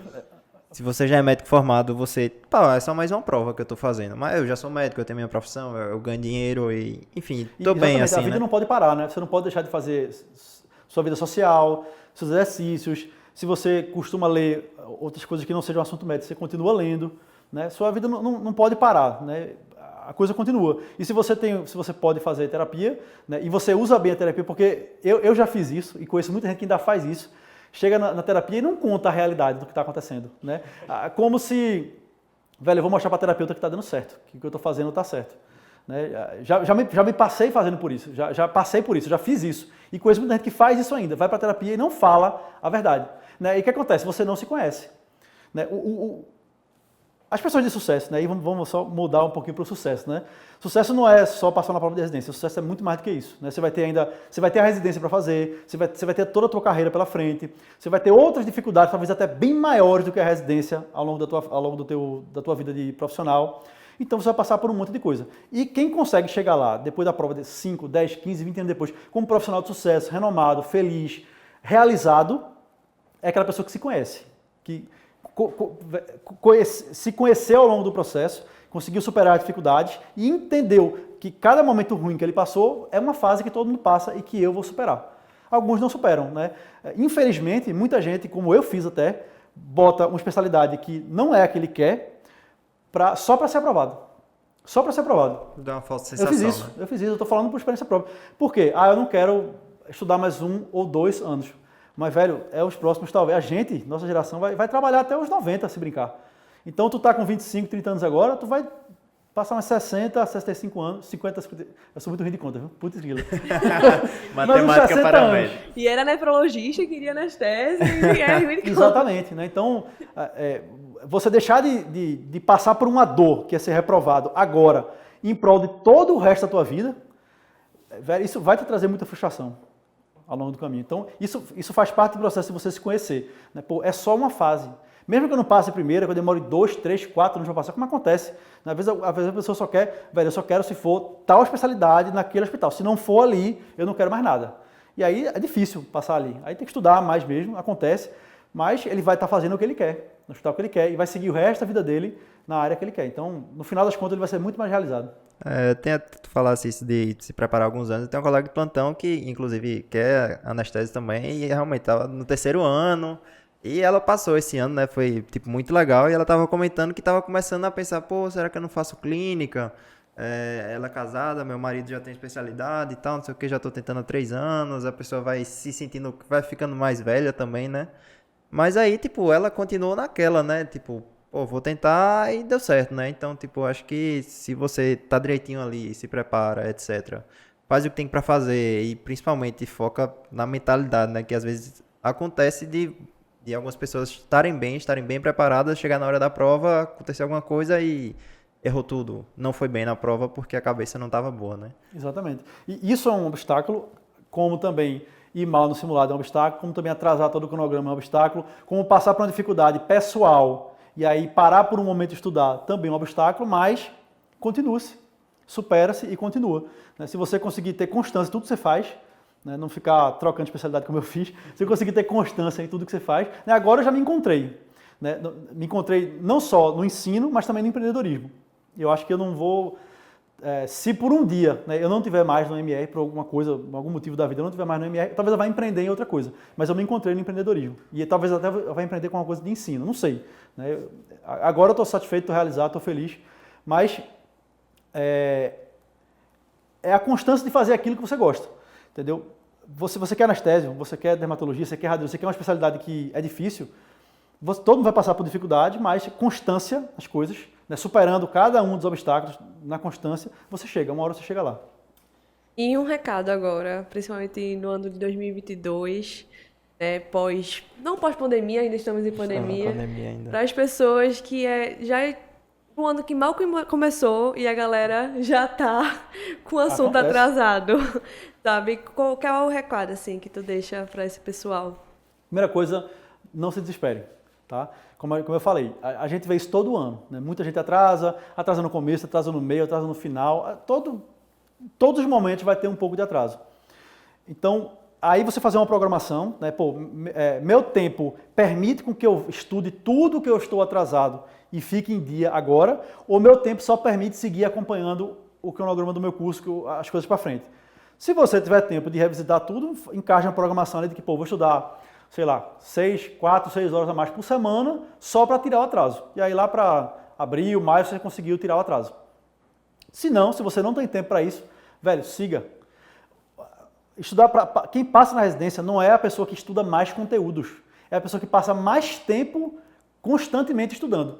Então, se fevereiro, final de fevereiro, março, como a gente está agora, atrasou, mas se agora ele começar a estudar e manter essa constância até o final do ano, ele vai estar numa constância de estudo muito maior do que muitas pessoas que começaram a estudar no começo, mas tiveram algumas interrupções no meio do caminho, Então, é muito mais importante você ter uma constância nos estudos do que você estudar muita coisa. E questão, obviamente, Se você conseguir colocar questão, mesmo agora no começo da preparação, E eu estou batendo essa tecla porque é muita gente que pensa assim, não, eu vou pegar uma base no começo, vou pegar uma base de estudo aqui no começo, pegar um conhecimento, e aí depois eu começo a fazer simulado, depois eu começo a fazer prova na íntegra, mas você está perdendo tempo, você está deixando de entender suas dificuldades, deixando de entender a prova, deixando de estudar por questões, que é o melhor método, que é o que vai fazer você ser aprovado, e você vai estar deixando de acumular questões. Porque, se você faz, como você falou, 10, 15 mil questões ao longo do ano, velho, você está muito, muito, muito na frente de quem seguiu o cronograma inteiro de aula, a apostila, mas só fez 4 ou 5 mil questões. Você pode estar, velho, eu só consegui ver metade das aulas, metade das apostilas, mas você fez 15 mil, garanto, com toda a certeza do mundo, você está muito melhor de quem fez 5 mil questões, mas está em dia com o cronograma. Então a gente está em fevereiro, quase março, ainda dá tempo. Com certeza. Primeira coisa, faz o simulado da semana do teu cursinho, começa por ele. Para você já começar a pegar o hábito, pegar a rotina de fazer simulado toda semana. E, velho, não tem tempo de voltar, segue de agora. Não vai mudar muita coisa. Se apega, né? Exatamente, não se apega. Como eu falei, é melhor você seguir estudando constantemente do que você quebrar a cabeça e se desesperar porque tem coisa atrasada para trás. E realmente acontece muito. Só vai funcionar se eu ver tudo desde o começo. Não é assim. Eu tenho certeza absoluta que em 2 meses e meio de estudo, quando eu passei para anestésio, eu não vi todos os conteúdos. Se brincar, eu não vi nem 30% da quantidade de conteúdo que eu deveria ter visto. Mas eu soube focar naqueles 30% mais importantes. E soube tirar bom proveito das questões que eu fiz. Então não é quantidade de conteúdo. É a forma como você vai se preparar ao longo do ano. Não é, novamente, não é quando começa. É como vai fazer o negócio. Bacana, né? E aí, a última pergunta. Já sabe como é que funciona, mas mais uma vez, e explicando pro pessoal, se tivesse uma frase que tu pudesse transmitir para todo mundo, para todas as línguas, que todas as pessoas entendessem, e para ser colocada num outdoor, o que é que tu colocaria nesse outdoor? Não é nenhuma frase, acho que uma palavra só resume a coisa, que é resiliência. A gente está vivendo agora assim, não vou dizer que eu percebo isso, né? Lógico, em alguns momentos eu percebo, mas se fala muito sobre isso. Né? Que à medida que as gerações vão ficando mais novas, a resiliência vai diminuindo. Né? Então teve uma pessoa de 20 anos hoje, né? Se ela for impactada por uma coisa que gere um estresse emocional nela hoje com 20 anos, ela aguenta, veja, isso é o que está se falando muito, né? Ela aguenta menos do que uma pessoa de 20 anos de 50 anos atrás com 20 anos que teve o mesmo impacto. Ela aguenta menos. É isso porque a resiliência está diminuindo ao longo das gerações. Mas para um concurso e para tudo na vida, né, é preciso ter resiliência. Se você for resiliente e passar por cima de todos os obstáculos e até ficar mais forte com eles, não sei se vocês já ouviram falar da teoria do antifrágil. Né? O antifrágil é aquele cara que, velho, ele não é que ele segue, né, tem uma pancada, ele consegue seguir. Não, ele fica mais forte com a pancada. Né? Por quê? Ficou mais casca grossa, ficou mais... Aguenta, velho, pode vir uma mais forte que eu aguento. Pode vir uma mais forte que eu aguento ainda. Então, talvez a palavra que eu queria usar não seja nem resiliente, é antifrágil mesmo. Né? Porque é você ter uma pancada, sentir uma dor, um estresse, alguma coisa e ficar forte com aquilo. Se você tiver esse mindset de aprender com os erros, aprender com os fracassos, aprender com as coisas ruins que acontecem na sua vida, você vai ser uma pessoa antifrágil. Bacana. Massa. Muito bom. Muito bom. Inclusive, no Instagram da gente tem até um destaque que eu já falei um pouco sobre antifragilidade. É bem interessante o conceito. Mas, e aí? Já dá pra ir pra melhor parte? Melhor parte, biscoito da semana. Bom, a gente sempre começa com o convidado. O senhor já sabe como é que funciona. Trazer uma dica para os nossos internautas, ouvintes. Inclusive, a gente não pediu para vocês curtirem esse vídeo, não esqueçam. Se o cara chegou até aqui, ele vai ter que curtir, né? Tem que curtir, ele vai ter que curtir, se inscrever. É isso que a gente tá esquecendo, falar se inscrever. Se inscrevam, pelo amor de Deus. Curtir, se inscrever, deixar o seu comentário aqui embaixo. Compartilhar na sua rede social. E aí, ativar o sininho. E compartilhe com seus amigos, inimigos e com todo mundo, por favor. E aí, indo agora para a melhor parte do nosso episódio, que é o biscoito da semana, quando o convidado tem a oportunidade de dar uma dica de algo que ele está vendo, assistindo, experimentado, enfim, sobre qualquer tema e assunto. Tá, eu vou fazer um merchanzinho, tá? Não vai. A Lima já focou ali. Não, a gente tem uma plataforma nova, né, que é, como eu falei, né, a gente adora ensinar medicina, né? Seja para concurso, seja para qualquer outra coisa, a gente adora ensinar. Não só medicina, a gente adora ensinar. Então a gente está com uma nova proposta, né, que é o MedClub, que é uma plataforma que você vai começar. Ela ainda não está no formato final, daqui a algumas poucas semanas a gente vai lançar no formato oficial, mas onde você vai se atualizar com conteúdos médicos voltados para o teu dia a dia no internato, voltado para o teu dia a dia nos plantões, no PSF, na UTI, na emergência, né? É uma coisa mais voltada para a prática. Né? Tem uma pegada de aula mais objetiva, como médico residente, separadinhas em blocos ali para você consumir no intervalo do teu plantão, entre um paciente e outro, né? Vai ter separado por áreas. Então, assuntos de dermatologia, assuntos de oftalmologia, de cardiologia, vão ter várias aulas, vai estar sempre atualizado semanalmente. Então, é uma plataforma que a gente vai lançar em breve, e que vai ser muito legal, um preço acessível também, para você estar se atualizando e até estudando, né, para o teu dia a dia, tanto no internato quanto da vida como médico também. Então, MedClub. O Instagram é medclub.oficial. E vai ter questão na plataforma? Não, questão é com o médico residente. Não, assim, a gente vai lançar na plataforma as aulas, mapas mentais e resumo de todos os assuntos. né? Lógico, mas se a gente vai colher feedback dos alunos, se eles acharem que faz sentido ter questão ali, porque o objetivo não é esse, né?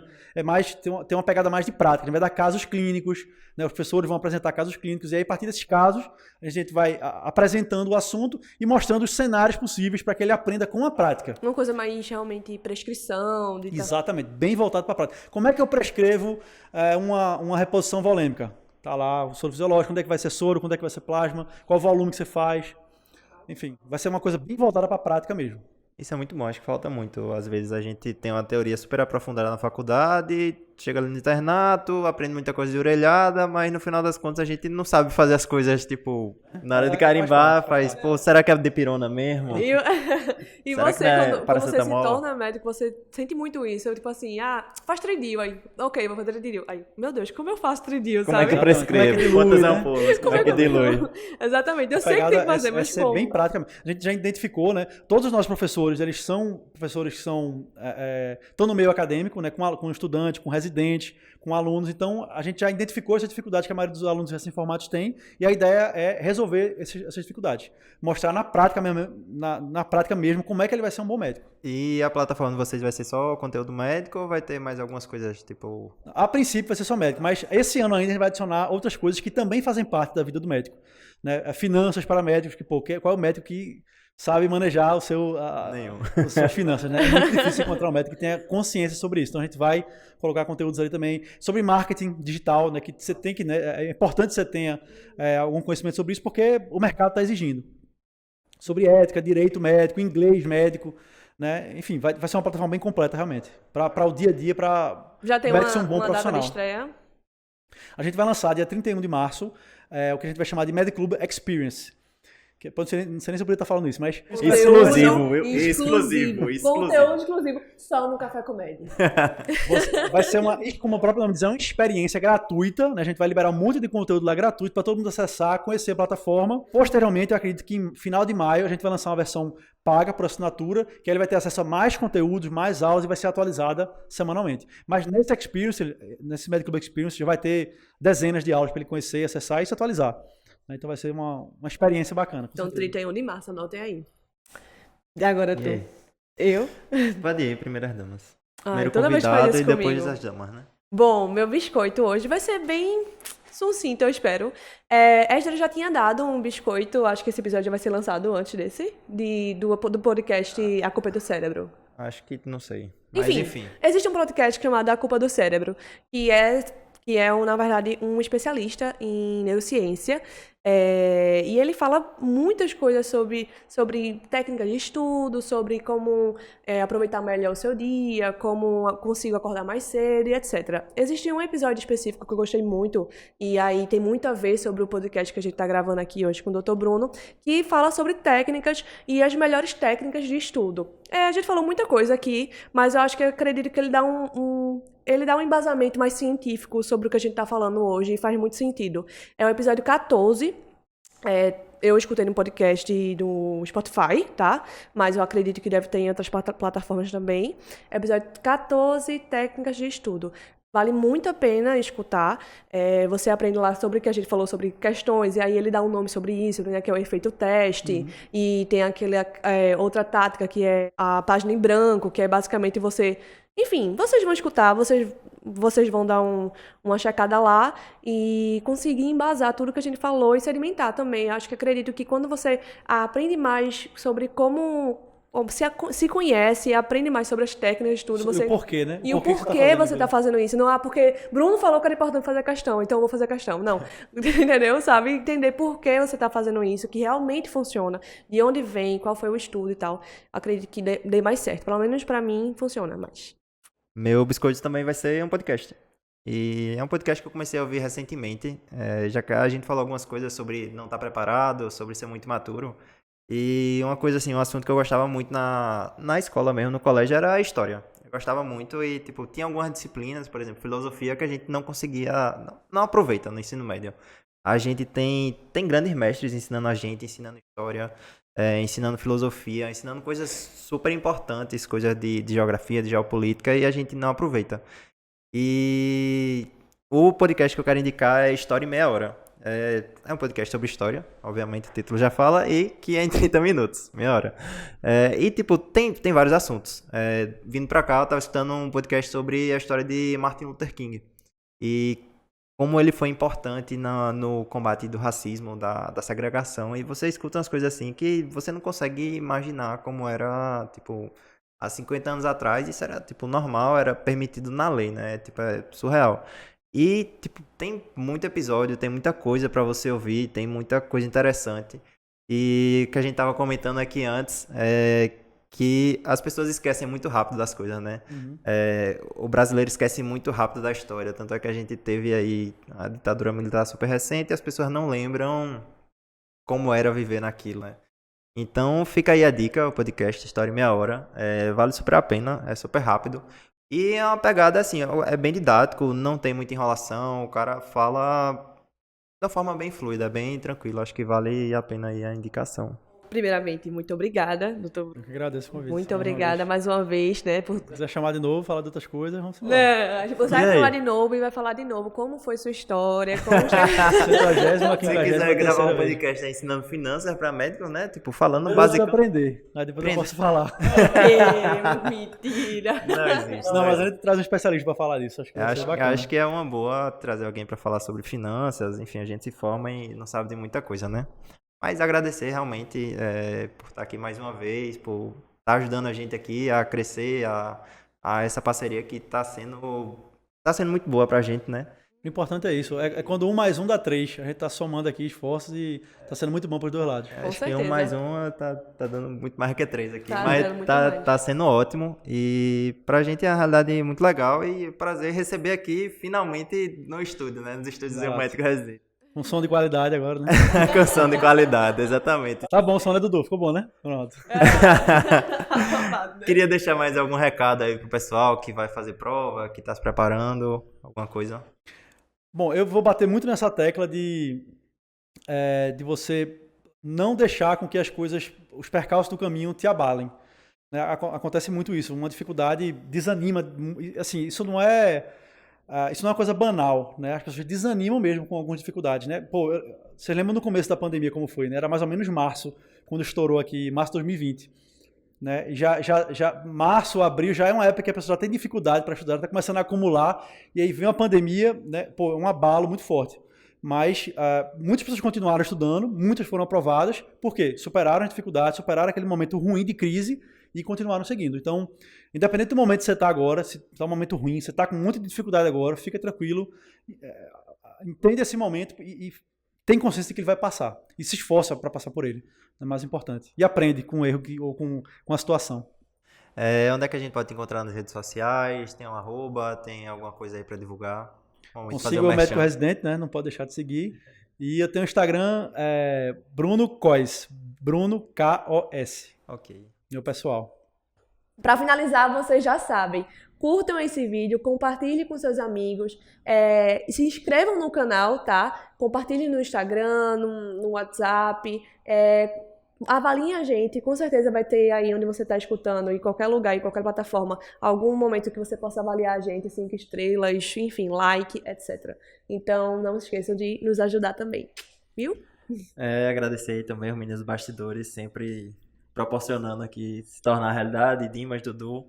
E é só isso. Lembre de seguir a gente no Instagram, @cafécomed, @médico residente, mediclube.oficial, né? Mediclube.oficial. E é só isso, gente. Valeu, pessoal. Até a próxima. Tchau.